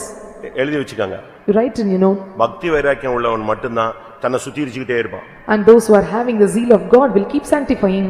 பக்தி வைராக்கியம் இல்லாதவனுக்கு சுத்திரிப்பே வராது. If he is not having the zeal of God, he will not get the sanctification. திரும்பவும் சொல்றேன். Once again I repeat. பக்தி வைராக்கியம் உள்ளவன் எப்பொழுதும் தன்னை சுத்திரிச்சுக்கிட்டே இருப்பான். And one is having the zeal of God will keep sanctifying. சுத்திரிப்புனா எப்படி? What is the meaning of sanctification? வைராக்கியமா செய்வான். And we will do with zealous. பிடிச்சா அதிலேயே நிப்பான். And if he is holding, he will stand in that. யோவான் எழுதின சுவிசேஷத்துல நாம் பார்க்கும் பொழுது, when we look into the gospel to Saint John, அங்கே இயேசு கிறிஸ்து தன்னுடைய பக்தி வைராக்கியத்தை காண்பித்தார். and Jesus was showing his zealous. என் பிதாவின் வீட்டை குறித்த பக்தி வைராக்கியம் என்னை பட்சித்தது என்று இயேசு பேச ஆரம்பித்தார். And Jesus was starting to speak and concerning my father's house, the zealousness, and it consumed me. 2 அதிகாரம் 17 வசனம். 2:17. யோவான் 2:17. அப்பொழுது உம்முடைய வீட்டை குறித்து உண்டான பக்தி வைராக்கியம் என்னை பட்சித்தது என்று எழுதியிருக்கிறதை அவருடைய சீஷர்கள் நினைவு இந்த கூர்ந்தார்கள். பக்தி வைராக்கியம் வந்த பொழுது அவர் சாட்டையை உண்டு பண்ணிட்டு ஆலயத்துல இறங்கிட்டார். And when he got the zeal of him, he was taking the wipe and he was able to beat in the temple. அத 15 வசனத்துல நீங்க பார்க்கலாம். And this we can see in the 15th உள்ள verse. இறங்கி வந்த உடனே When he was departed immediately. அன்னைக்கு தான் ஆலயத்துல ஒரு பெரிய சுத்திரிப்பு உண்டான. And there was a great sanctification took place in the temple. காசு கடைக்காரன் உள்ள உட்கார்ந்திருந்தான். And many money makers were sitting inside. அடுத்து புறா விக்கிறவன் உட்கார்ந்திருந்தான். And one who was selling the doves were sitting. அடுத்து ஆடு மாடு விக்கிறவன் உட்கார்ந்திருந்தான். And one who was selling ox and sheep were sitting. இயேசு இத பார்த்து ஆச்சரியப்பட்டாரு. Jesus looking at them were amazed. என் வீட நீங்க எப்படி பண்ணிட்டீங்க? என் வீட என்ன இப்படி பண்ணிட்டீங்க? And what you made my home or temple? அடிச்சு உடைச்சு தூக்கி எறிஞ்சு கவுத்திட்டார். And he was beating and he was overthrowing everything. நீங்களே தேவனுடைய ஆலயம். You are the temple of God. சரியான பக்தி வைராக்கியம் உள்ளவன் தன்னை சுத்திரித்து கொண்டே இருப்பான். One who is having a zeal of God, he will keep sanctifying. மத்தவனை சுத்திரிக்கிறது அல்ல. And is not sanctifying others. மத்தவனை சவுக்குல அடிக்கிறது அல்ல. It is not beating others. உன்னை நீயே தண்டிக்கிறது. You have to punish yourself. நம்மை நாமே நிதானித்தறிந்தால் நியாயம் தீர்க்க படம். If we examine ourselves, we will not be judged. நீ உன்னை நீயே சரிப்படுத்தணும். You have to right உன்னை yourself. சுத்திரிக்கணும். You have to sanctify yourself. உனக்குள்ளே ஒரு வைராக்கியம் உண்டாகணும். And there should be zealousness inside you. பாவத்தை எதிர்க்கிற விஷயத்துல, And in opposing the sin, பரிசுத்தமா ஜீவிக்கிற விஷயத்துல, in living in the life of holiness, உபவாசம் எடுக்கிற in taking விஷயத்துல, fasting, ஜெபிக்கிற விஷயத்துல, in time of praying, தேவ சமூகத்துக்கு போற விஷயத்துல, coming to the presence of God, அதிகாலையில எழும்புற விஷயத்துல, getting up early in the morning. உன்னை இன்னொருத்த வச்சிட்டு தள்ளிக்கிட்டே இருக்க கூடாது. எழும்பு, உட்காரு, ஜெபம் பண்ணு, முழங்கால் போடு, கண்ணை மூடு. இப்படியே தள்ளிட்டு இருந்தா அதுல என்ன பிரயோஜனம்? If some others is pushing you to pray and stand on nails, so what is the use of it? நீயா எழும்பணும். You must stand yourself. நீயா உன் வீட திறப்பின் வாசலா மாத்தணும். And you have to make your home as such a gas standing in gap. நீயே தேவனுடைய ஆலயம். You are the temple of God. நீ மத்தவனை பார்க்க கூடாது. You should not look unto others. நீங்க வேணா படிச்சு பாருங்க. And you read and see. அங்க மோசே இருந்தான். Moses was there. அங்க ஆரோன் இருந்தான். Aaron was there. அங்க எலியாசர் இருந்தான். And Eleazar was there. இன்னும் ஆயிரக்கணக்கான பேர் இருந்தாங்க. Many thousands of people were found. அவங்க எல்லாம் அப்படி நின்னுக்கிட்டு ஐயோ எல்லாம் செத்துக்கிட்டே இருக்காங்களே இந்த பாட்டு தான் பாடிட்டு இருந்தான். And they were singing the song, everyone is dying. இவன் ஒருத்தன் தான் எதை எடுத்தான்? ஈட்டியை தூக்குனான். And who was the one? He was the one who was taking the javelin. யாரு எழும்பணும் இல்ல, நீ எழும்பு. No one have to rise up, you have to rise up. நீ ஒரு ஆள் சரியாகும், எல்லாமே சரியாகும். If you correct yourself, everyone will be set straight. ஒரு இயேசு தான் இந்த முழு உலகத்துக்கு ரட்சிப்பாய் A மாறினார். single Jesus become a savior of this world. இயேசு சொல்றார், நான் வந்தேன் ஒருவனும் இல்லை என்று ஆச்சரியப்பட்டேன். நான் அப்படிலாம் நான் என்ன செஞ்சேன்? ஒரே ஆளைய மிதித்தேன். And what Jesus said, then I was exclaimed, I was amazed, but none was found there, and I was a single person was bringing the temple. யாரு வந்தாலும் வராட்டாலும் நீ ஈட்டியை எடு, கர்த்தருக்காக பக்தி வைராக்கியமா நில்லு. 4 மணிக்கோ 3 மணிக்கோ 2 மணிக்கோ ராத்திரியிலே முதல் சாமத்தில் எழுந்து உன் கைகளை ஏறெடு. மூச்சித்து கிடக்கிற உன் பிள்ளைகளுடைய பிராணனுக்காக உன் கைகளை ஏறெடு. உன் கண்ணின் கருப்பு வெளியே சும்மா இருக்க ஒட்டாதே. Even others were standing or not, you have to stand with zeal, and you have to get up with zeal, and you have to stand in the gap in the presence of God. You have to pray with tears, and you have to stand in the first watch of the night. நம்ம என்ன நினைக்கிறோம்? And what we are thinking? எல்லாரும் எழும்பிட்டாங்களா? இல்லையா? சோத்ரன்னு கண்ண மூடி வேண்டாம். If all are sleeping and if no one was sleeping, and we are closing your eyes and sleep. அப்படி அல்ல. It is not like that. உனக்குள்ள ஒரு விதை இருக்கு, நித்திய ஜீவனுடைய விதை. And there is a seed of eternal life inside you. அது உனக்குள்ள வளரணும். It should grow in you. உனக்குள்ள துளிர்விடணும். It should sprout in you. உனக்குள்ள அது பூக்கணும். It should flourish in you. உனக்குள்ள அது காய்க்கணும். And it should flow in you. உனக்குள்ள அது கனியாய் மாறணும். And it should become a fruit inside you. இந்த இடத்துல பாருங்க, இயேசு தனியா நின்னு தான் அந்த வேலையை செஞ்சாரு. And here standing, as Jesus was standing as a fruit was doing this இந்த work. இடத்துல பினகாஸ் தைரியமா நின்னான். And Phinehas was standing with confidence here. அதுக்கு தான் நமக்கு அபிஷேகம். So we have received an anointing. நம்ம என்ன நினைக்கிறோம்? பரலோகத்துக்கு போறதுக்கு தான் நமக்கு அபிஷேகம் கிடைக்கணும். அது கரெக்ட். ஆனா அதே நேரத்துல அபிஷேகத்தினால நீ பக்தி வைராக்கியமா நிக்கணும். And what we are thinking, only to go to the heaven we have received the anointing, we have to stand for zeal. That's the reason of anointing. இன்னைக்கு अनेகர் அபிஷேகம் சும்மா கைத்தட்டி அபிஷேகத்தை அந்நிய பாஷை பேசுறதுக்கு நினைச்சிட்டு இருக்கான். Many are thinking that filling an anointing it means we have to speaking in unknown tongues. அதெல்லாம் கரெக்ட். That is correct. ஆனா அபிஷேகத்தினுடைய இன்னொரு காரணம் நீ பக்தி வைராக்கியம் உள்ளவனாய் மாறணும். The reason for the anointing is you must become a person of zealous. யெகூவுக்கு ஒரு அபிஷேகம் கிடைத்தது. There was a anointing for Jehu. அந்த அபிஷேகம் கிடைச்ச உடனே While he received the anointing, வெளியே வந்து ரதத்துல ஏறிட்டான். was coming out and was riding in the chariot. எதிர எல்லாரும் வந்து சமாதானமா இவன் சொல்றான், பாவத்தோட எனக்கு என்ன சமாதானம், தள்ளி போன்னு சொல்றான். And he was asking either peace, and he was telling that what's the relation with the sin? பாவத்தோட எனக்கு என்ன சமாதானம்? And what is the peace with sin? வேசித்தனத்தோட எனக்கு என்ன சமாதானம்? And why I should have the peace with this fornication? பில்லி சுனியத்தோட நான் எப்படி சமாதானமா And இருப்பேன்? how I am able to be in peace with the witchcraft? நான் வந்து பக்தி வைராக்கியத்துல வந்துகிட்டு இருக்கேன். I was coming with zeal. வாசிங்க 2 ராஜாக்கள் 9 அதிகாரம் 22 வசனம். 9:22 of 2 Kings. யோராம் யெகூவை கண்டவுடனே யெகூவே சமாதானமா என்றான். அதற்கு யெகூ, உன் தாயாகிய ஏசபேலின் வேசித்தனங்களும் அவருடைய பில்லி சூனியங்களும் இத்தனை ஏராளமா இருக்கையில் சமாதானம் ஏது என்றான். அவன் சொல்றான், இவன் பக்தி வைராக்கியமா அபிஷேகத்துல புறப்பட்டு வர்றான். இப்ப ஒருத்தன் கேட்கறான் சமாதானமான. அவன் சொன்னா, பில்லி சூனியத்தோட எனக்கு நட சமாதானம். With zeal and anointing he was departing and coming to the place, and he was asking, what is the peace with whoredoms and the fornication, வேசித்தனத்தோட எனக்கு என்ன சமாதானம்? and what is the peace with whoredoms? ஓடியே போயிட்டான். And he fled away. அது மாத்திரமல்ல, And not only that, இந்த அபிஷேகம் அவனை எப்படி மாத்திருச்சு? and how this anointed changed in him. அடுத்து ஒருத்தன் வந்தான். And next person come, அவன் இவனை பார்த்து, looking unto him, அவனை பார்த்த உடனே இவன் கேட்டான், and looking unto him he asked the question, என் கூட வரியான்னு கேட்டான். will you come with me? அப்படி வரணும்னா உன் இருதயம் செம்மையா இருந்தா என் கூட வாங்க. If your heart is upright, you can come accompany me. யோனதாப் அப்படின்னு ஒருத்தன் வந்தான். And a person called Jonadab have come. யோனதாப்பை பார்த்த உடனே எகு கேட்டான். And looking unto Jonadab, Jehu asked, யோனதாப்பே, உன் இருதயம் செம்மையா இருக்கா? or your heart upright as Jonadab? எப்படி இருக்கும்? How it will be? என் இருதயம் உன் இருதயத்தோட கரெக்டா இருக்கு. ஆனா உன் இருதயம் என் இருதயத்தோட கரெக்டா இருக்கா? Your heart is with my high heart, whether my heart is right with your heart? யோனதாப் சொன்னான், ஆமான். And Jonadab replied, yes. உன் இருதயமும் என் இருதயமும் கரெக்டா இருந்தா வா ஏறு, ரதத்துல ஏறுனா. If your heart and my heart is upright, you can ride up in the chariot. அப்பதான் சொன்னான், நீ என் கூட வந்து எனக்கு இருக்கிற பக்தி வைராக்கியத்தை பாருன்னு சொன்னான். You come with me and look the zeal of God. 2 ராஜாக்கள் 10ஆம் அதிகாரம் 15-16 மட்டும் வாசிங்க. 2 Kings chapter 10 verse. நீ என்னோட கூட வந்து கர்த்தருக்காக எனக்கு இருக்கிற பக்தி வைராக்கியத்தை பார் என்றான். எப்படி? 2 ராஜாக்கள் 10:16 இந்த வார்த்தை சொல்லப்பட்டிருக்கிறது. And this is a word which is mentioned 2 Kings chapter 10 verse 16. என்னோடு கூட வந்து எனக்கு இருக்கிற பக்தி வைராக்கியத்தை நீ பாரு. Come and see with me the zeal of God. அந்த பக்தி வைராக்கியத்துல தான் எசபேல் எல்லாம் அடிச்சு தூக்கி மிதிச்சு நொறுக்கி போட்டு போனான். And because of this zeal of God, he is able to break away the Jezebel spirit. இதனால என்ன நடந்தது? And because of this what had happened? என்னாகமம் 25:13 பார்க்கும் பொழுது, when we look unto Numbers chapter 25 verse 13, அங்கே சொல்லி இருக்கிறது, அவனுக்கு நித்திய ஆசாரிய பட்டம் கிடைத்தது. and because of this he is able to receive a priestly order mitre. எப்படிப்பட்ட ஒரு காரியம் பாத்தீங்களா? And see what kind of thing was received. நம்ம எப்பொழுதுமே ஆசாரியர்களாய் இரத்தத்தினால் கழுவப்பட்டவர்களாய் நித்திய ஆசாரியர்களாய் இருக்க வேண்டும். And we should be always the everlasting priesthood as a priest who was cleansed. அது மாத்திரமல்ல, Not only that, என்னாகமம் 31 பார்க்கும் பொழுது, when we look unto Numbers chapter 31, இவனுடைய காரியங்களை பார்க்கும் பொழுது, when we look unto his deeds and works, இவன் யுத்தத்துக்கு போகக்கூடியவன். and he was the one going for war, இவன் ஒரு சில பொறுப்புகளை வைத்திருந்தான். and he had some responsibility. என்னாகமம் 31:6. 31:6 of Numbers. மோசே அவர்களையும் ஆசாரியனாகிய எலெயாசாரின் குமாரன் பினெகாசையும் யுத்தத்திற்கு அனுப்புகையில் அவன் கையிலே பரிசுத்த தட்டுமுட்டுகளையும் தொனிக்கும் பூரிகைகளையும் கொடுத்து அனுப்பினான். இப்போ ஒரு யுத்தம் தொடங்குது. A battle was started.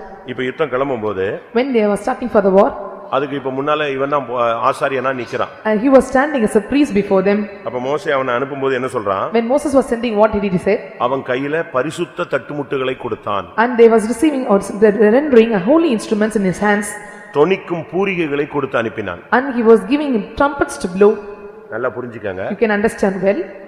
ஒரு தேவனுடைய பிள்ளை எப்பொழுதும் யுத்தம் பண்ணக்கூடியவனாக இருக்கணும். கர்த்தருடைய ஜனத்துக்காக யுத்தம் பண்ணணும், ஜெபிக்கக்கூடியவனாக இருக்கணும். A people of God must always ready for war or stand in battle to pray for the people. நம்முடைய பிரேயர் லைஃப் தான் நமக்கு மகிமையை கொடுக்கும். Our prayer life will bring glory to us. நீங்க எவ்வளவு டைம் கிடைக்குதோ அவ்வளவு ஜெபிங்க. And how you have time, you must pray in those times. ஜெபத்துல மட்டும் உங்களுக்கு போர் அடிக்கவே கூடாது. And you should never tire or get bored in prayer time. மத்த எதுலனாலும் உங்களுக்கு போர் அடிக்கலாம், எதுல போர் அடிக்க கூடாது? ஜெபத்துல போர் அடிச்சிருச்சு நீ தொலைஞ்சேன்னு அர்த்தம். If you are getting bored in prayer, you are spoiled or corrupted. நீ தனியா ஜெபிச்சேன்னா ஜெபத்துல போர் அடிச்சிரும். ஆவியானவர் உள்ள வரணும். If you are praying alone, you will be bored. When Spirit of God must come inside you. அவர் வரும் பொழுது வாக்கு கடங்காத பெருமூச்சுகளோடு விண்ணப்பம் பண்ண ஆரம்பிச்சிடுவார். When he is coming inside you, he is praying with many kind of supplication. இல்லன்னு சொன்னா 5 நிமிஷத்துக்கு ஒரு தடவை வாட்ச் சோத்ரம் சோத்ரம் சோத்ரம். நீ உனக்கு வாட்சை பார்த்தே அந்த வாட்ச் ஓடாத மாதிரி வாட்ச் மேல உனக்கு கோவம் வந்துரும். If you are not praying, you will be bored and you have to look at the time once. ஆனா ஆவியானவர் உள்ள வந்துட்டா உன் கண்ணையே திறக்க மாட்டா. வாட்ச், சாப்பாடு, குடிக்கிறது எல்லாத்தையும் மறந்துடுவ நீ. When the Spirit of God is coming inside you, you will forget everything. அப்படி பிரேயர் பண்ணிருக்கீங்களா யாராவது? Have you prayed like that? Time போனது தெரியாம? Without the passing of time? ஆமா, ஜெபிச்சோம். நாங்க ஒரு 30 வருஷத்துக்கு முன்னால நாங்க அப்படித்தான் இருந்தோம்.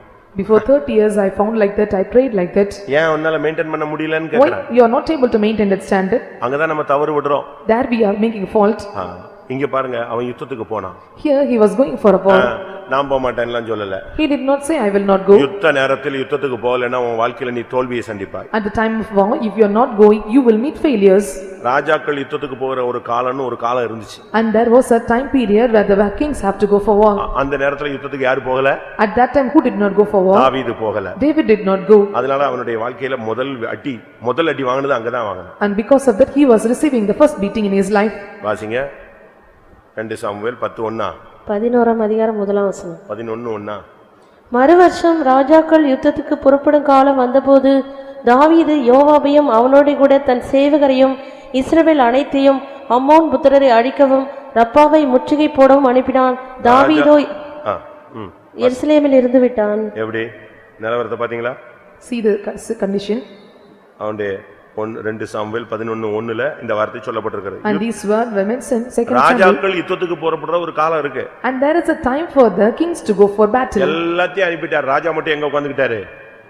வீட்ல உட்கார்ந்து தான் வாழ்க்கையை தோல்வியை சந்திச்சான். He sent everyone, but the king was staying in the house because of that he met the failures in his life. ஜெப நேரத்தை நீங்க ஜெபத்துக்கு யூஸ் பண்ணலன்னா நிச்சயம் வீழ்ச்சிதான். If you are not using the prayer time properly, surely you will be failed. அதனால தான் அந்த விஷயத்துல நீங்க ரொம்ப கவனமா இருக்கணும். And you should take care in this matter. அடுத்து இவன் கையில ஒரு பொறுப்பை கொடுத்து மோசே அனுப்புறான். And Moses was giving a responsibility in his hands. பரிசுத்த தட்டுமுட்டுகள் and the holy instruments. அடுத்து தொனிக்கும் பூரிகைகள் கொடுத்து அனுப்புறான். And a trumpet to blow. இந்த தொனிக்கும் பூரிகை அடிச்சாதான் ஜனங்கள் புறப்படுவாங்க. When the trumpet was blown, the people will start.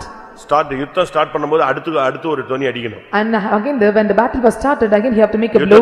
யுத்தத்தை நிப்பாட்டணும்னா ஒரு பூரிகை அடிக்கணும். If they want to stop the battle, they must blow. ஜெயிச்சிட்டாங்கன்னா அதுக்கு ஒரு பூரிகை ஊதுவாங்க. And if they are conquering, there is some other blow for it. அப்ப உன்னுடைய வாயில எப்பொழுதும் ஒரு பூரிகை இருக்கணும். துதியின் சத்தம் இருக்கணும். You must always have a trumpet blowing in your mouth, that is called the voice of praise. வாயில் என்ன செய்? எக்காலத்தை வை. You son of God, keep a trumpet in your mouth. எங்க இருக்கு அந்த வசனம்? மனுபுத்திரனே உன் வாயில் என்ன செய்? எக்காலத்தை வை. எப்பொழுதும் உன்னுடைய வாயில எக்காலம் இருக்கணும். You must have the trumpet in your mouth often.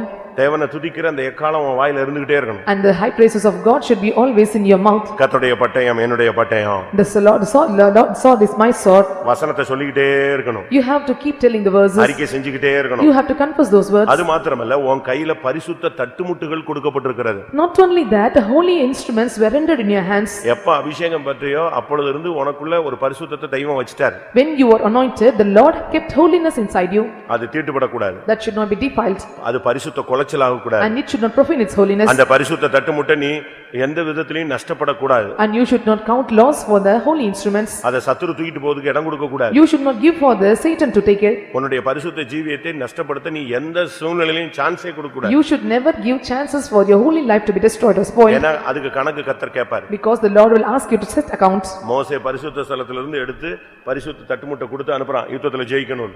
Moses was taking the holy instruments from the sanctuary and giving them to conquer in the war. உன் கையில கொடுத்ததான பரிசுத்த தட்டுமுட்டை நீ காத்துக்கிட்டியா? Have you preserved the holy instruments rendered in your hands? விசுவாசத்தை காத்துக்கொண்டீங்களா? Have you kept the faith? பரிசுத்தத்தை காத்துக்கிட்டீங்களா? Have you kept the holiness? பிரதிஷ்டையை காத்துக்கிட்டீங்களா? Have you kept the consecration? நல்ல சுபாவங்களை காத்துக்கிட்டீங்களா? Have you kept the good natures? தேவன் கொடுத்த கிருபை, தாளந்துகள், வரங்கள், வல்லமைகளை காத்துக்கொண்டீங்களா? Have you kept the gifts, talents and powers of God? பாருங்க, அந்த யுத்தம் அவனுக்கு பயங்கர ஜெயமா இருந்துச்சு. And that war became a great victory to him.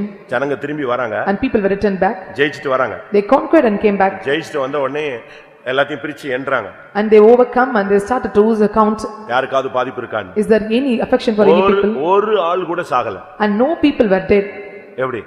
ஒரு ஆளுக்கு கூட காயம் இல்ல, அப்படி ஒரு ஜெயம். And no wounds for anyone, and such a victory they found. நீ தேவ சமூகத்தில் நின்னா தோல்வி வராது. If you stand in the presence of God, you will never attain failure. என்னாகமம் 31ல நாம் பார்க்கும் பொழுது, When we look into Numbers chapter 31, அங்கே வேதம் என்ன சொல்லுகிறது? what does the Bible say? 49ஆம் வசனம். 49th verse. உமது ஊழியக்காரராகிய நாங்கள் எங்கள் கையின் கீழ் இருக்கிற யுத்த மனிதரை தொகை பார்த்தோம், அவர்களுக்குள்ளே ஒரு ஆளும் குறையவில்லை. நாங்க கணக்கு போட்டு பார்த்தோம், போன மாதிரியே எல்லாரும் அப்படியே ஜீவனோடு சுகத்தோடு எங்க வந்துட்டாங்க? ஒரு ஆள் கூட குறையல, பிடிபடல, நஷ்டமடையல, சாகல, காயமடையல. And with life and prosperity they came back, even one person were not wounded and none of us lack in them, everyone came back to the place. என்னாகமம் 31:49 இது சொல்லப்பட்டிருக்கிறது. And this was mentioned in Numbers chapter 31 verse 49. ஆவிக்குரிய ஜீவியத்துல நீ ஒரு தோல்வி கூட உனக்கு வரக்கூடாது. In a spiritual life you should not attain even a single failure. பாருங்க, ஒரு மனுஷன் கூட குறையலன்னு சொல்லிருக்கு. Even a single man were nothing lacked there. அவங்க வந்து அறிக்கையிடுறாங்க. And they were confessing. அருமையான ஒரு அறிக்கை. It was a good confession. உமது ஊழியக்காரராகிய நாங்கள் யுத்த மனிதரை தொகை பார்த்தோம், எங்களுக்குள்ளே ஒரு ஆளும் குறையவில்லை. We servants of God have taken the sum of men of war and none was lack in them. அது மாத்திரமல்ல, Not only that, அதுக்கு பிறகு ஜனங்கள் கானானுக்குள்ள போயாச்சு. and as the people were reaching the Canaan, இப்ப கானானை சுதந்தரித்த பின்பு after inheriting the Canaan, கானானுக்குள்ள 9.5 கோத்திரம் போய் சேர்ந்துச்சு. and 9 tribes entered inside Canaan. யோர்தானுக்கு இந்த பக்கத்துல 2.5 கோத்திரம் சுதந்திரம் வாங்கி கொண்டது. Beyond the Jordan river and 2 tribes were stayed. அப்படிதானே? கரெக்ட் தானா? Is it correct or not? கரெக்டா? Is it correct? யோர்தானுக்கு இந்த பக்கத்துல 2.5 கோத்திரம் அவங்க அந்த வயல்வெளிகள், தண்ணீர், புல்லு இதெல்லாம் பார்த்த உடனே கண்ணே அவங்க கானானே வேண்டான்ட்டான். And looking near the river bank of Jordan, looking into the fertility of the grass and water, they were prosperous looking and they don't want to go after that. யோர்தானுக்கு அந்த புறத்துல 9.5 கோத்திரம் அவங்க வாங்கிட்டாங்க. And after the Jordan river, they have 9 tribes were stayed there. இப்ப நாட்கள் போயிட்டு இருக்கு. And the days were passing. நாட்கள் போயிட்டு இருக்கும்போது When the days were passing, திடீர்னு ஒரு problem. there was a problem. அது வந்து யோசுவாவின் காலம், மோசேயின் காலம் முடிஞ்சிருச்சு. And Moses' period was ended up and this was the period of Joshua. இப்ப யோசுவாவின் காலத்துல இருக்கும்போது When we are staying in the period of Joshua, இப்ப ஒரு செய்தி கிடைக்குது. and they were receiving a message. என்ன செய்தி? What was the message? Problem என்ன? What was the problem? அந்த 2.5 கோத்திரமும் சேர்ந்து தனியா பலிபீடம் கட்டிட்டாங்க. And the 2 tribes was gathered together and they offered made an altar. அவங்க ஒரு புதுசா ஒரு பெரிய பலிபீடம் கட்டிட்டாங்க. And they built up a new altar. அவங்க தேவனை விட்டுட்டாங்க. And they have forsaken God. அவங்க தனியா ஒரு பரிசுத்த ஸ்தலத்தை உண்டு பண்றாங்க. And they are making a different holy sanctuary. ரூட்டை மாத்துறாங்க. Are changing the route. அவங்க பிரமாணத்தை மீறுறாங்க. And they are transgressing the law. இது தவறு. This is wrong.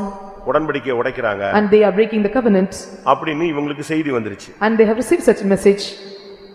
அப்படி ஒரு பிரச்சனை வந்த உடனே ஜனங்களுக்கு எல்லாம் பயங்கர குழப்பம். When they are having this problem, there was a confusion among the people. உடனே என்ன பண்ணாங்க? And what they did immediately? யுத்தம் பண்ணு. And they have started for war. உடனே போய் அவங்க அவ்வளவுரையும் கொன்றணும். And they have to kill everyone. இப்படி ஒரு தவறான காரியம் செய்ய கூடாது. And this wrong things they should not commit. அப்படி ஒரு வாய்ப்பே கொடுக்க கூடாது. You should not give such chance for them. நம்ம ஜனத்துக்குள்ள இப்படி தவறு வர கூடாது. And such things commit should not அந்த be 2 கோத்திரத்தையும் அழிச்சிரணும்னு முடிவு பண்ணிட்டான். And they have taken a determination, have destroyed 2 tribes. யோசுவா 22ஆம் அதிகாரம் 10ஆம் வசனத்துல அந்த வாசிங்க. Joshua chapter 22 verse 10. கானான் தேசத்தில் இருக்கிற யோர்தானின் எல்லைகளுக்கு வந்தபோது ரூபன் புத்திரரும் காத் புத்திரரும் மனாசேயின் பாதி கோத்திரத்தாரும் அங்கே யோர்தானின் ஓரத்திலே பார்வைக்கு பெரிதான ஒரு பீடத்தை கட்டினார்கள். அதை கட்டினதுனால அடுத்து வாசிங்க. ரூபன் புத்திரரும் காத் புத்திரரும் மனாசேயின் பாதி கோத்திரத்தாரும் கானான் தேசத்துக்கு எதிரே இஸ்ரவேல் புத்திரருக்கு அடுத்த யோர்தானின் எல்லைகளில் ஒரு பீடத்தை கட்டினார்கள் என்று இஸ்ரவேல் புத்திரர் கேள்விப்பட்டார்கள். அவர்கள் அதை கேள்விப்பட்ட போது இஸ்ரவேல் புத்திரரின் சபையார் எல்லாரும் அவர்களுக்கு விரோதமாய் யுத்தம் பண்ணும்படி சீலோவிலே கூடி, இது தவறு, 2 கோத்திரமும் இப்படி தப்பு பண்றான், உடனே அவங்களை இருக்க விடக்கூடாது, பிரமாணத்தை மீறான்னு சொல்லி எல்லாம் யுத்தத்துக்கு ரெடி ஆயிடுச்சு. And the 2.5 tribes are committing mistake and all the people were start like war against them. தேவ ஜனங்களுக்குள்ளே ஒரு குழப்பம் உண்டாகுது. And there was a confusion among the people of God. எல்லாரும் வந்தாச்சு. All have arrived. அப்படி ஒரு கட்டம் வந்தபோது when they have facing such situation, இப்ப இவங்க யாரை அனுப்புனாங்க? who were all they? 13ஆம் வசனத்துல ஆசாரியனாகிய எலெயாசாருடைய குமாரனாகிய பினகாசை அங்கே அனுப்பினார்கள். And they were sending the Phinehas the son of Eleazar a priest. 10 கோத்திரத்துக்குள்ள பிரபுக்களும் பினகாசும் அங்க போனாங்க. All the 10 princes of the tribe were going towards the Phinehas. அங்க போய் பினகாஸ் ஒரு பிரசங்கம் பண்ணான். And Phinehas making a preaching. Start பண்ணி வரிசையா பேசிக்கிட்டே இருக்கான். And he was starting and was speaking continuously. இப்படி நடந்தா இப்படி நடக்கும். If you do so, that is happen. இப்படி நடந்தா இப்படி நடக்கும். If you do, it will happen to you. கடந்த காலத்துல இப்படி நடந்ததனால இவ்வளவு தோல்வி. In the past days you have done so and these failures for you. தயவு செய்து தேவனுக்கு விரோதமா எதுவும் செய்யாதீங்க. Please don't do anything against God. இப்படி அவங்களுக்கு பேசிக்கிட்டே இருக்காங்க. And was keep continuing speaking like that. அங்க போய் பினகாஸ் தான் எல்லாத்தையும் விசாரிச்சான். And Phinehas was inquiring everything. எல்லாத்தையும் விசாரிச்ச போது after inquiring everything, அவங்க சொன்னாங்க நாங்க அப்படி ஒண்ணுமே பண்ணல. And they said, so we did not commit any such things. பலிபீடம் கட்டினது உண்மை. It is true, we have built an altar. எங்க பிள்ளைகளுக்கு தேவன் ஒரு உண்டுன்னு சொல்றதுக்கு தான் நாங்க அப்படி செஞ்சோமே தவிர நாங்க பிரமாணத்தை மீறல. And we did not transgress the law, just we have to make the children to know there is a God, we have built an altar. இவன் போய் அந்த தேசத்தை பார்த்து அவங்கள்ட்ட பேசி எல்லாத்தையும் விசாரிச்ச பிறகு பிரச்சனை இல்லைங்கிறத கண்டுபிடிச்சான். And he was looking to the land and there is no problem, he was identifying and came back. எப்படி இவன் மட்டும் போகலன்னா அன்னைக்கு சண்டை போட்டு எல்லாரும் செத்துருப்பான். If he was not going there, everyone should have quarreled and fight and destroyed. இவன் போனதுனால And because he arrived there, திரும்பி வந்து நல்ல செய்தி சொன்னான். he came back and was spreading good news. வாசிங்க 32 33 32-33. யோசுவா 22ஆம் அதிகாரம் 32 33 வசனங்கள். Book of Joshua, chapter 22, verse 33 and 34. ஆசாரியனாகிய எலெயாசாரின் குமாரனாகிய பினெகாசும் பிரபுக்களும் கீலேயா தேசத்தில் இருக்கிற ரூபன் புத்திரரையும் காத் புத்திரரையும் விட்டு கானான் தேசத்துக்கு இஸ்ரவேல் புத்திரரிடத்தில் திரும்பி வந்து அவர்களுக்கு மறு செய்தி சொன்னார்கள். அந்த செய்தி இஸ்ரவேல் புத்திரரின் பார்வைக்கு நன்றாயிருந்தது. ஆகையால் ரூபன் புத்திரரும் காத் புத்திரரும் குடியிருக்கிற தேசத்தை அழித்துவிட அவர்கள் மேல் யுத்தத்துக்கு புறப்படுவோம் என்கிற பேச்சை விட்டு இஸ்ரவேல் புத்திரர் தேவனை ஸ்தோத்தரித்தார்கள். உங்களுக்கு புரிஞ்சுதா இந்த வசனம்? Can you understand this word? எல்லாம் யுத்தத்துக்கு Dress பண்ணி ரெடியா நிக்கறாங்க. And everyone is getting ready for the battle and standing. இவ்வளவு ரெடியா நிக்கும்போது When they were ready for this, இவங்க போய் எல்லாத்தையும் கிளியர் பண்ணிட்டு வந்தாங்க. they have cleared all matter. இவங்க வந்து கிளியர் பண்ணி சொன்னபோது After they cleared the matter, இந்த ஜனங்கள் எல்லாம் யுத்தத்துக்கு போறதை நிப்பாட்டிட்டு எங்க போயிட்டாங்க எல்லாரும்? சொல்லுங்க. stop going for the battle. What did they did? யுத்தத்துக்கு புறப்படுவோம் என்கிற பேச்சை விட்டு இஸ்ரவேல் ஜனங்கள் எல்லாரும் என்ன செய்ய ஆரம்பிச்சிட்டாங்க? ஸ்தோத்திரம் பண்ண ஆரம்பிச்சிட்டாங்க. And going for the battle, they have stopped and started to praise God. மறுபடியும் வாசிங்க 33ஆம் வசனம். 33rd verse. அந்த செய்தி இஸ்ரவேல் புத்திரரின் பார்வைக்கு நன்றாயிருந்தது. ஆகையால் ரூபன் புத்திரரும் காத் புத்திரரும் குடியிருக்கிற தேசத்தை அழித்துவிட அவர்கள் மேல் யுத்தத்திற்கு புறப்படுவோம் என்கிற பேச்சை விட்டு இஸ்ரவேல் புத்திரர் தேவனை ஸ்தோத்திரித்தார்கள். சண்டை போடணும்னு ரெடியா இருந்த பார்ட்டிகள்லாம் இவன் போய் கிளியர் பண்ணனால எல்லாரும் எப்படி மாறிட்டாங்க? ஸ்தோத்திரம் பண்ண ஆரம்பிச்சிட்டாங்க. நம்மள மாதிரி ஆளுனா சண்டை போட ஸ்தோத்திரம் பண்ணிட்டு இருக்கிறவன சண்டை போட வச்சிருவான். And the parties, those who are getting ready for quarreling and fighting, they have stopped and started praising God and bless God. அப்படி ரிவர்ஸ் ஆயிடுவான். And the situation will reverse. இன்னைக்கு நம்முடைய நிலவரம் என்ன? What was our state today? அன்னைக்கு உஷாரா எலியாசருடைய பினகாஸ் அனுப்புனாங்க. Eleazar மகனை பினகாஸ் அனுப்புனாங்க. And with diligence he was sending Eleazar's son Phinehas. இந்த பினகாஸ் போனபோது When Phinehas was going, இவன் போய் அவங்களுக்கு விளக்கி சொன்னான். and he was explaining very clearly. அவங்க இவனுக்கு திருப்பி விளக்கி சொன்னாங்க. Again they have explained clearly. அப்ப எல்லாருக்கும் புரிஞ்சிருச்சு. And everyone was able to understand well. என்னல்ல ஒண்ணும் பிரச்சனை இல்ல. There was no problem. நீங்க அப்படி யாராவது பேசுறீங்களா? Are you speaking like that? எரிஞ்சிட்டு இருக்கிற தீல எண்ணெய் ஊத்துறீங்களா தண்ணி ஊத்துறீங்களா? Are you quenching the water for putting fire or water upon the burning fire? சொல்லுங்க பார்க்கலாம். தண்ணி ஊத்துறீங்களா எண்ணெய் ஊத்துறீங்களா? Are you pouring oil or water? இவன் போனதுனால தண்ணி ஊத்திட்டான். And he have gone there, so he quenched the water. இப்ப ஜனங்கள் எல்லாம் யுத்தத்துக்கு போகணும்னு பயங்கர வெயிட்டிங்ல நின்னுட்டு இருந்தவங்க எல்லாம் அதை விட்டுட்டு எல்லாரும் எங்க போயிட்டான்? ஸ்தோத்திரம் பண்ண போயிட்டான். People those who were ready to go for war, they have stopped that and started praising God. இதுதான் பினகாசனுடைய speciality. And this is the speciality of Phinehas. பிரச்சனையை அப்படியே அமுக்கி ஜனங்களை துதிக்கிற ஸ்டைல்ல கொண்டு போறது. And he will press down the problem and make the people to praise. அது மாத்திரமல்ல. Not only that. வேதம் என்ன சொல்லுகிறது? What does the Bible say? நியாயாதிபதிகள் 20ஆம் அதிகாரம் 28ஆம் வசனத்துல 28 of Judges. அங்கேயும் அவனை பத்தி வேதம் சொல்லுகிறது. And the Bible is telling about him there. ஆரோனின் குமாரனாகிய எலெயாசாரின் மகன் பினெகாஸ் அந்நாட்களில் அவருடைய சந்நிதியில் நின்றான். அந்நாட்களில் கர்த்தருடைய சந்நிதியிலே நின்று கொண்டிருந்த ஒரு ஊழியன். And he was the servant standing in the presence of God. கர்த்தருடைய வார்த்தையை கேட்டு கேட்டு சொல்லக்கூடிய ஒரு ஊழியன் செஞ்சிட்டு இருந்தான். And he was doing the ministry, hearing the word of God and proclaiming to others. அவன்கிட்ட போய் கேக்குறாங்க ஜனங்கள் யுத்தத்துக்கு புறப்படலாமா புறப்படலாகாதான்னு. உடனே அவன் கர்த்தர்ட்ட போய் கேக்குறான் என்ன ஆண்டவரே போனா கிடைக்குமான்னு. ஆண்டவர் சொல்றார் நீங்க போங்கள் கர்த்தர் உங்களுக்கு கைகளை ஒப்பு கொடுப்பார். And people were questioning unto him whether he are able to go for war, and he was asking to God and replying them, you can go for war and we will conquer. கர்த்தருடைய சந்நிதியிலே நிற்கக்கூடியவன். Phinehas is one standing in the presence of God. நீங்க எப்பொழுதும் கர்த்தருடைய சந்நிதியில நின்னு பழகணும். அப்பதான் உங்களுக்கு ஆலோசனை கிடைக்கும். You must practice to stay in the presence of God, then you will receive counsel. தேவனுடைய சன்னிதானத்துல இல்லாத போது உன்மேல நமக்கு எல்லாருக்கும் பிடிச்ச வசனம் உன்மேல் என் கண்ணை வைத்து உனக்கு ஆலோசனை. உன்மேல கண்ணை வைக்கணும்னா நீ எங்க இருக்கணும்? தியேட்டர்ல உட்காந்துக்கிட்டு ஹோம் தியேட்டர்ல உட்காந்துக்கிட்டு செல்ல நோண்டிக்கிட்டு கிண்டலுக்கு அடிச்சுட்டு தண்ணி அடிச்சுட்டு உட்காந்துட்டு இருந்தா எப்படி கர்த்தர் உன்கிட்ட பேசுவாரு?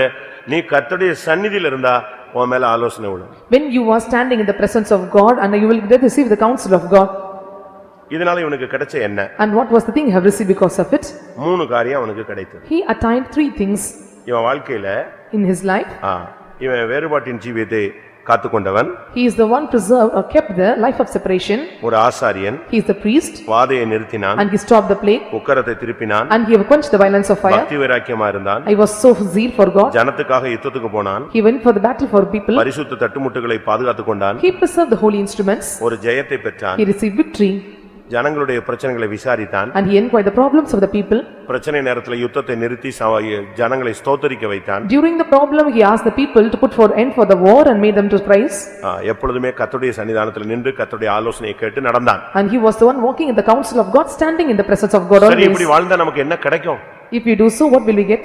சங்கீதம் 106:31 பார்க்கும் பொழுது, When we look unto 106 Psalms 31 verse, அது அவனுக்கு நீதியாக எண்ணப்பட்டது. and this become a just for him. அது தலைமுறையாக என்றைக்கும் அவனுக்கு நீதியாக எண்ணப்பட்டது. நீ கர்த்தருக்காக ஜீவித்தேனா நீதியாக எண்ணப்பட்டதுன்னா கவுண்ட் அப். அங்க தேவன் உனக்கு எண்ணிக்கையை கூட்டுறாரு, நீதியின் எண்ணிக்கை கூடுகிறது. And the counting of the righteousness is increasing. இங்கிலீஷ்ல எப்படி இருக்கு? And that was counted unto him for righteousness. Counted. உன்னுடைய நீதி கணக்கில் சேர்க்கப்படும். And your righteousness will be counted. பினகாசனுடைய வாழ்க்கையில இது அவனுக்கு நீதியாக கணக்குல சேர்ந்துருச்சு பரலோகத்துல. And this become the counting for the Phinehas in heaven. ஒன்று. That is the first thing. இரண்டாவது. Secondly, என்னாகமம் 25:12 பார்க்கும் பொழுது, when we look unto Numbers chapter 25 verse, அது அவனுக்கு எப்படி மாறினது? and how it was changed for him.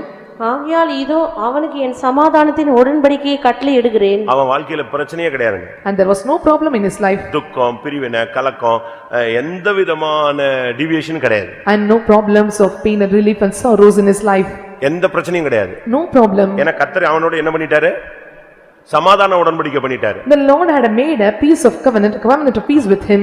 அப்படினா அவனுக்கு கர்த்தருடைய சமாதானம் அவனுக்கு கிடைச்சிருச்சுன்னு அர்த்தம். It means that he have received the peace of God. மூன்றாவது. Thirdly, யோசுவா 24ஆம் அதிகாரம், book of Joshua chapter 24, 33ஆம் வசனத்தை பார்க்கும் பொழுது, when we look into 33rd verse, ஆரோனின் குமாரனாகிய எலெயாசாரும் மரணமடைந்தான். அவன் குமாரனாகிய பினேகாசுக்கு எப்பிராயீமின் மலை தேசத்தில் கொடுக்கப்பட்ட மேட்டிலே அவனை அடக்கம் பண்ணினார்கள். பினகாசுக்கு எப்பிராயீம் மலை தேசத்திலே ஒரு மேடு கிடைத்திருந்தது.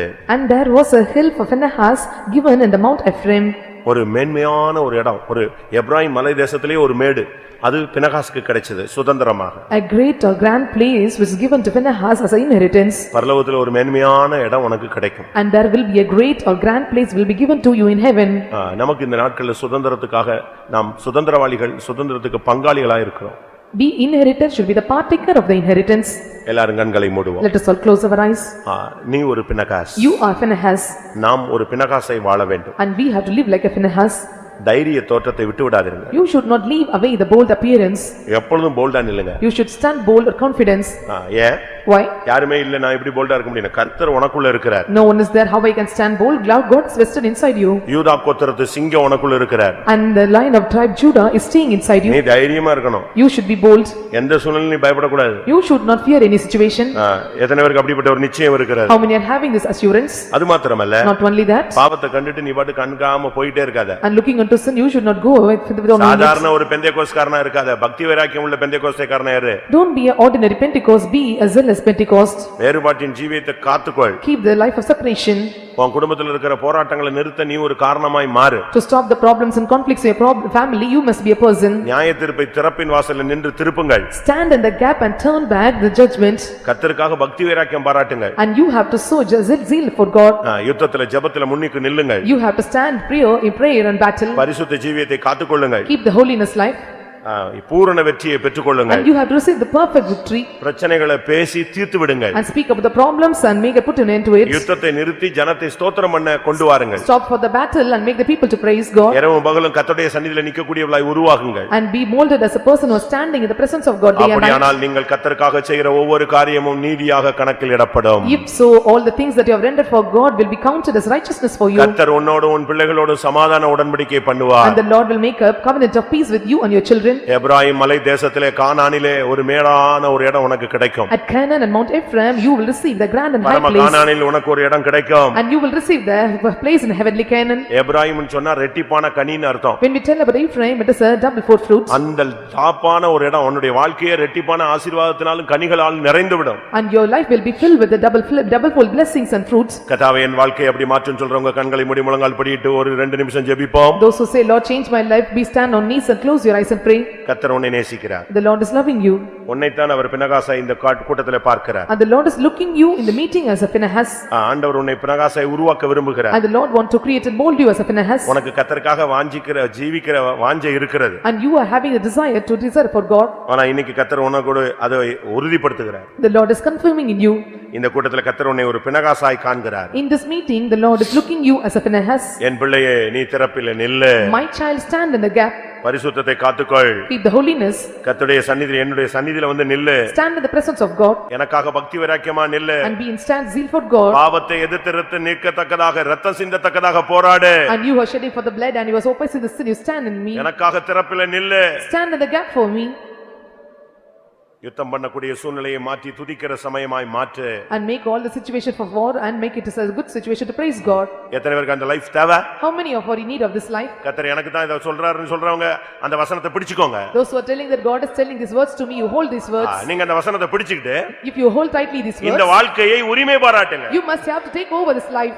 அதுக்குரிய கிருபை இறங்கட்டும். And let the grace descend for this. அதுக்குரிய அபிஷேகம் இறங்கட்டும். Let the anointing descend upon us. பினகாசின் மேலே இறங்கின அந்த வல்லமை நம்ம மேல இறங்கட்டும். The anointing, the power that descend upon us, let upon us. Hallelujah, hallelujah, hallelujah.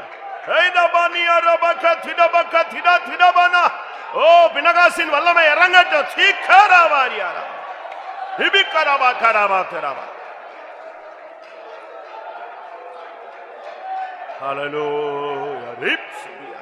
Sadaitibiyarama.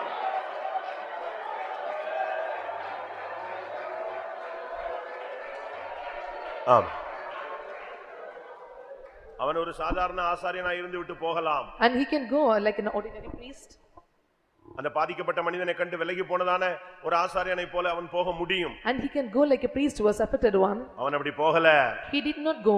பாவத்தை கண்டு விலகி போகல. He did not go away from sin. பாவத்தை எதிர்த்து நின்றான். He opposed the sin and stood for it. கர்த்தர் இன்றைக்கு உனக்கு ஒரு அபிஷேகம் தருவார். Today the Lord will give you anointing. ஒரு கிருபை தருவார். The Lord will give you grace. உன் கண்களை திறப்பார். The Lord will open your eyes. உன் முழங்கால்களை பலப்படுத்துவார். The Lord will strengthen your knees. இரவு நேரங்களில் உன்னை எழுப்புவார். The Lord will make you to wake up in the watch நீ night. இருக்கிற இடத்தை கர்த்தருடைய சந்நிதியாய் மாற்றுவார். Make your presence of God as a place for him. ஆமென்.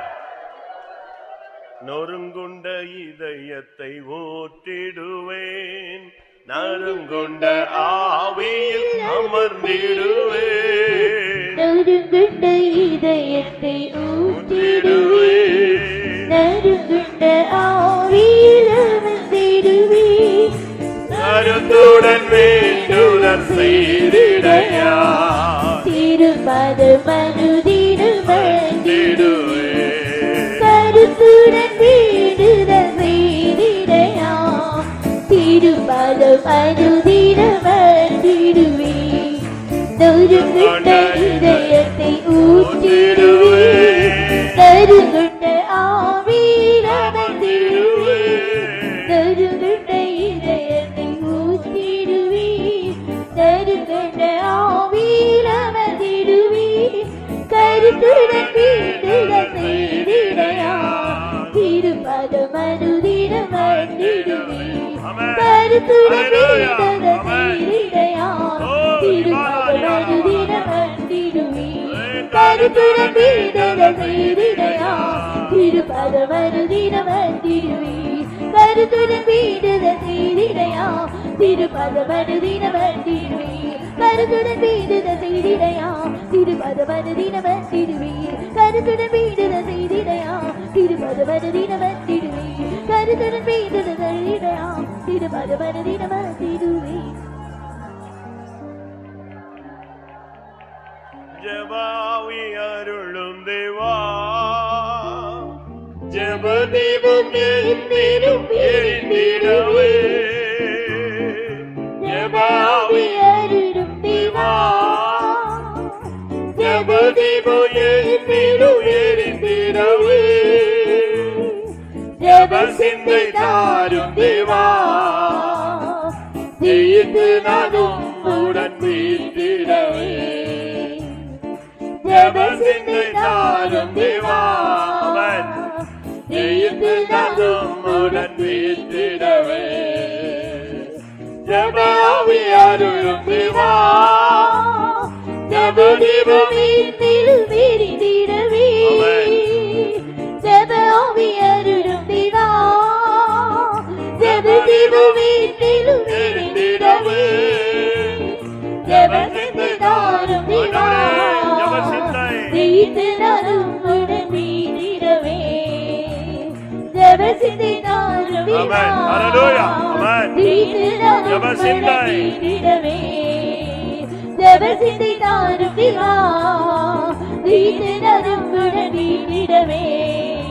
ஜெப சிந்தை தாரும் தேவா, ஜெயித்து நானும் உடன் வீட்டிடவே. ஜெப சிந்தை தாரும் தேவா, ஜெயித்து நானும் உடன் வீட்டிடவே. ஜெப சிந்தை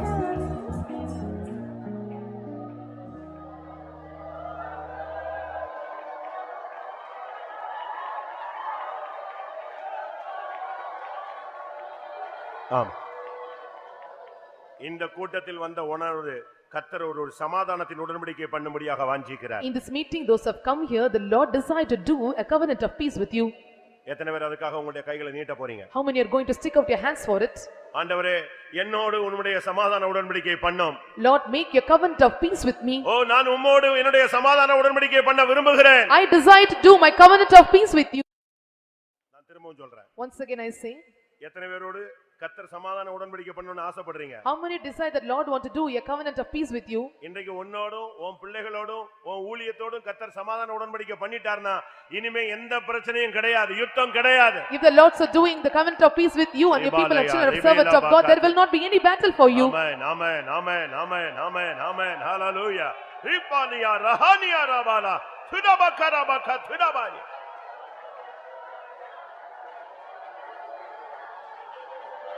ஆம், எனக்கு ஒரு சின்ன ஆசை. I have a desire. நம்ம எல்லா விசுவாசிகள் குடும்பங்களோடு கர்த்தர் ஒரு சமாதான உடன்படிக்கை பண்ணணும். With all believers family, the Lord must do the covenant of peace with them. அதுக்கு முன்னோட்டமாக And for that, இன்னைக்கு இந்த கூட்டத்துல முழங்கால் நிக்கிற ஒவ்வொருவரோடும் கர்த்தர் சமாதான உடன்படிக்கை பண்ணணும். and the Lord have to make a covenant of peace with all the people who are standing on knees in this meeting. இன்றைக்கு கர்த்தருடைய சந்நிதியில நிக்கிறதான பினகாசை போல கர்த்தருக்காய் நிக்கணும்னு வாஞ்சித்து ஒப்பு கொடுத்த ஒவ்வொருவரோடும் கர்த்தர் சமாதானத்தின் உடன்படிக்கை பண்ண வேண்டும். Those who are standing in the presence of God like Phinehas, the Lord have to do the covenant of peace with all. இப்பொழுது உன் கையை பிடித்து அவர் அந்த உடன்படிக்கையை உறுதிப்படுத்தட்டும். The Lord have to hold their hands and confirm this covenant. அபிஷேகத்தினால் அந்த உடன்படிக்கை உறுதிப்படட்டும். Let it is confirmed by the anointing. ரிபாலாக்ஷிடா ஹிதாபகரா ஹிதனாமானியா ராபானா.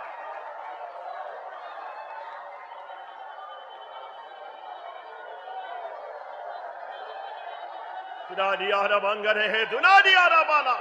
ஓ திடாப் திடாப் திடா. ஐ லிபிகரா பக்கரா வானியா ரபாகா துடாபானியா. ஆம். கர்த்தருடைய சமூகத்துக்காய் ஸ்தோத்திரம் பண்ணுவோம். கர்த்தருடைய வார்த்தைகளுக்காய் வல்லமைக்காய் கிருபைக்காய் ஸ்தோத்திரம் பண்ணுவோம். பினகாசோடைய வாழ்க்கையோடு நம்முடைய வாழ்க்கையை ஒப்பிட்டு பார்த்து சரிப்படுத்திக் கொள்ள கர்த்தர் கொடுத்த வசனங்களுக்காய் ஸ்தோத்திரம் பண்ணுவோம். ஒன்று கூட இந்த நாட்களில் வசனத்தின் அடிப்படையில் ஜீவியத்தை சீர்படுத்திக் கொண்டு அவர் வரும்பொழுது அவரை சந்திக்க உதவி செய்ய முடியாது. ஸ்தோத்திரம் பண்ணுவோம். பிதா குமாரன் பரிசுத்த ஆவியானவருக்காய் ஸ்தோத்திரம் பண்ணுவோம். எல்லா மகிமையும் அவருக்கே செலுத்தி ஸ்தோத்திரம் பண்ணுவோம். ஜெபம். பரிசுத்தமுள்ள நல்ல ஆண்டவரே, ஆசீர்வதிக்கப்பட்ட சமூகத்துக்காக நன்றியோடு ஸ்தோத்திரிக்கிற ஆண்டவரே, இந்த மாதம் முழுவதும் நீர் எங்களை பாதுகாத்து இந்த மாதத்தின் கடைசி நாட்களில் தேவ சமூகத்துக்கு எங்களை கொண்டு வந்தீர்கள் ஸ்தோத்திரம். ஒவ்வொரு நாளும் கிருபை எங்களோடு கூட எங்களை பாதுகாத்த தெய்வக்கா ஸ்தோத்திரம். ஆண்டவர் இந்த மாலை கூட்டத்திலையும் கூட கர்த்தருடைய ஆவியானவர் எங்களோட மத்தியிலே கடந்து வந்தீர் ஆண்டவரே. இன்றைக்கு எங்களுக்கு தேவையான ஆலோசனை எங்களுக்கு வெளிப்படுத்தி தந்தீர். ஆவியானவர் எங்களோடு பேசினீர்களுக்கா ஸ்தோத்திரம். எங்களோட கூட்டத்தின் தொடக்கத்தின் முடிவிருந்தோம் உங்களோட சமூகம் பிரசன்னம் எங்களோடு கூட இந்த தெய்வக்கா நன்றியோடு ஸ்தோத்திரிக்கிற ஆண்டவரே. நாங்கள் பினகாசை குறித்து நாங்கள் கேட்டோம் ஆண்டவரே. அவன் பினகாசு ஒரு தைரியம் உள்ள நாங்கள் கேட்டோம். நாங்களும் கூட எங்களை தைரியமான ஜீவித்தை நாங்கள் பாதுகாத்துக்குள்ள பரிசுத்தத்தில் எங்களை தைரியமுள்ளவர்களாய் மாற்றும்படியாக வேண்டிக்கிறோம். ஆண்டவரே மிகுந்த பலனுக்கு எதுவான தைரியத்தை விட்டுவிடாதார் என்று சொன்னீர் ஆண்டவரே. இதுபோல நாங்களும் கூட ஆண்டவரே கர்த்தருக்காக ஆண்டவரே பரிசுத்தத்துக்காக பக்தி வராக்கியுள்ளலாம் எங்களை ஒவ்வொருவரையும் மாற்றும்படியாக வேண்டிக்கிறோம் கர்த்தாவே. ஆண்டவரே ஸ்தோத்திர ஆண்டவரே. அவன் பினகாசு கர்த்தாவே அவன் கர்த்தாவை வாதை நிறுத்துறவனாய் காணப்பட்டான் ஆண்டவரே. ஆண்டவரே அவன் கர்த்தாவே ஆண்டவரே அவனுக்கு இஸ்ரவேல் ஜனத்தின் மத்தியில் நடந்ததான அந்த அக்கிரமத்தின் கிரியின் நிமித்தமாக தேவனுக்காக அவன் பக்தி வராக்கியத்தின் காண்பித்தபடினால் ஆண்டவரே ஜனத்தின் மத்தியில் அவன் வாதை நிறுத்தினான் ஆண்டவரே. ஜனத்துக்காக ஆண்டவரை பரிந்து பேசினான். ஜனத்துக்காக தேவ சமூகத்தில் அவன் காத்திருந்தான் ஆண்டவரே. அதுபோல நாங்களும் கூட ஆண்டவரை பினகாசை போல ஜனத்துக்காக பரிந்து பேசுறவர்களாக ஜனத்துக்காக தேவ சமூகத்தில் நிற்கிறவர்களாக எங்களை மாற்றும்படியாக வேண்டிக்கிறோம். அவன் அப்படி செய்தபடினால் அவனுக்கு ஆசாரிய பட்டயம் கிடைத்தது ஆண்டவரே. அவனுடைய ஆசாரிய உழைத்தும் கூட அவன் உண்மையாக செய்தான் ஆண்டவரே. அவனுக்கு தந்த பரிசுத்த தட்டுமுட்டுகளை அவன் பத்திரமாய் காத்து கொண்டான் ஆண்டவரே. அவன் பூரிகளை எடுத்துக்கொண்டான் ஆண்டவரே. நாங்களும் கூட கர்த்தாவை ஜெபிக்கிறவர்களா துதிக்கிறவர்களா தேவ சமூகத்திலிருந்து கர்த்தாவை நாங்கள் காத்திருந்து மற்றவங்களுக்காக ஜெபிக்கிறவர்களா எங்களை மாற்றும்படியாக ஆவியானோட கரத்தில் எங்களையும் கூட தாழ்த்துறோம் ஆண்டவரே. ஆண்டவரே மோசையும் கூட தேவ ஜனத்துக்காய் பரிந்து பேசினான் ஆண்டவரே. அவன் பக்தி வராக்கியமுள்ளவனாயிருந்தான் ஆண்டவரே. ஆண்டவரே கர்த்தாவை இயேசு பூமியில் இந்த நாட்களில் தேவாலயத்தை சுத்திகரித்து பக்தி வராக்கியமுள்ளவராக இருந்தது போல நாங்களும் கூட கர்த்தாவை ஆண்டவரே இந்த பினாகாசம் கூட பக்தி வராக்கியமா இருந்தது போல நாங்களும் கூட இந்த பக்தி வரைக்குமான ஜீவித்தை நாங்கள் காத்துக்களை உதேசிங்க தாவே. சகோதரன் நடுவில் அவன் சமாதானத்தை உண்டாக்கினேன் ஆண்டவரே. ரூபன் புத்தருக்கு மற்ற புத்தருக்கு இருந்ததான் அந்த பிரச்சனையில ஆண்டவரே அவன் சமாதானத்தை கத்தாவே ஜனத்துக்கு கட்டளையிட்டான். அதுபோல ஆண்டவரே அவன் நற்செய்தி கொடுக்கிறவனா இருந்தான். அதுபோல நாங்களும் கூட சமாதானத்தை உண்டாக்குறவர்களா நற்செய்தி கொடுக்கிறவர்களா எங்களை மாற்றும்படியாக வேண்டிக்கிறவங்க தாவே. பின்னகாசுரத்தை ஜீவியத்தில் இருந்ததான ஆவிக்கிற எல்லா ஆசீர்வாதங்களை எங்களும் கூட தரும்படியாக ஆண்டவரே அவன் பரிசுத்தவனா இருந்தான் ஆண்டவரே. விசுவாசத்தில் வல்லவனா இருந்தான் ஆண்டவரே. ஆண்டவரே அதுபோல நாங்களும் கூட கத்தாவே நாங்கள் பரிசுத்தத்துக்காய் வேற ஐக்கியமுள்ளவர்களாய் விசுவாசத்துக்காய் தைரியமான என்று போராட ஆண்டவரே அவனை போல கத்தாவே ஆண்டவரே சமாதானம் உண்டாக்குறவர்களாய் காணப்பட எங்களுக்கு உதவி செய்யும்படியாக வேண்டிக்கிறோம். அவன் முடிவிலே கத்தாவே அவன் கத்தாவே பெரிதான மேட்டிலையும் கூட அவன் கத்தாவே என்னுடைய ஆண்டவரே இந்த ஸ்தோத்திரம் அவனுடைய கல்லறி இருந்தது போல நாங்களும் கூட இந்த மகிமையான கத்தா மலை தேசத்துக்காக எங்களையும் கூட அழைத்திருக்கிறீர் ஆண்டவரே. அந்த சியோனுக்காக எருசலேமுக்காக எங்களையும் கூட அழைத்திருக்கிறீர். நாங்களும் கூட கத்தாவை பினகாசை போல உத்தமமும் வைராக்கியும் பரிசுத்தமும் ஆண்டவரே கத்தாவை மற்றவங்களுக்காக பரிந்து பேசி ஜெபிச்ச ஜெபத்திலே அவன் முன்மேல் வர சமாதானம் உண்டாக்குறவனா இருந்ததில்லை. நாங்களும் கூட அப்படி ஜீவித்து கத்தாவை இந்த மகிமையான நித்திய நாளுக்காக எங்களையும் கூட ஆயத்தப்படுத்தும். கேட்ட வசனத்தை இப்படி ஜீவித்து எங்களை பரிசுத்தமாக்கி கொண்டு பரிசுத்தமாகுதலை தேவ பயத்தோடு பூர்ணப்படுத்தும் சந்திக்க தைரியப்படுத்தும். தேவ சமத்தில் இந்த மக்கள் எல்லாம் ஆசீர்வதித்து அனுப்பும். எல்லா துதிக்க நம்ம எடுத்துக்கொள்ளும். இயேசு நாமத்தில் வேண்டிக்கிறோம் பிதாவே. ஆமென். நம்முடைய கர்த்தராகிய இயேசு கிறிஸ்துவின் கிருபையும் பிதாவாகிய தேவனுடைய அன்பும் பரிசுத்தாவின் ஐக்கியமும் நம்ம அனைவரும் சகல பரிசுத்தவான்களுடைய கர்த்தராகிய இயேசு மகிமையிலே வெளிப்படும் மட்டும் கூட இருப்பதாக. அல்லேலூயா.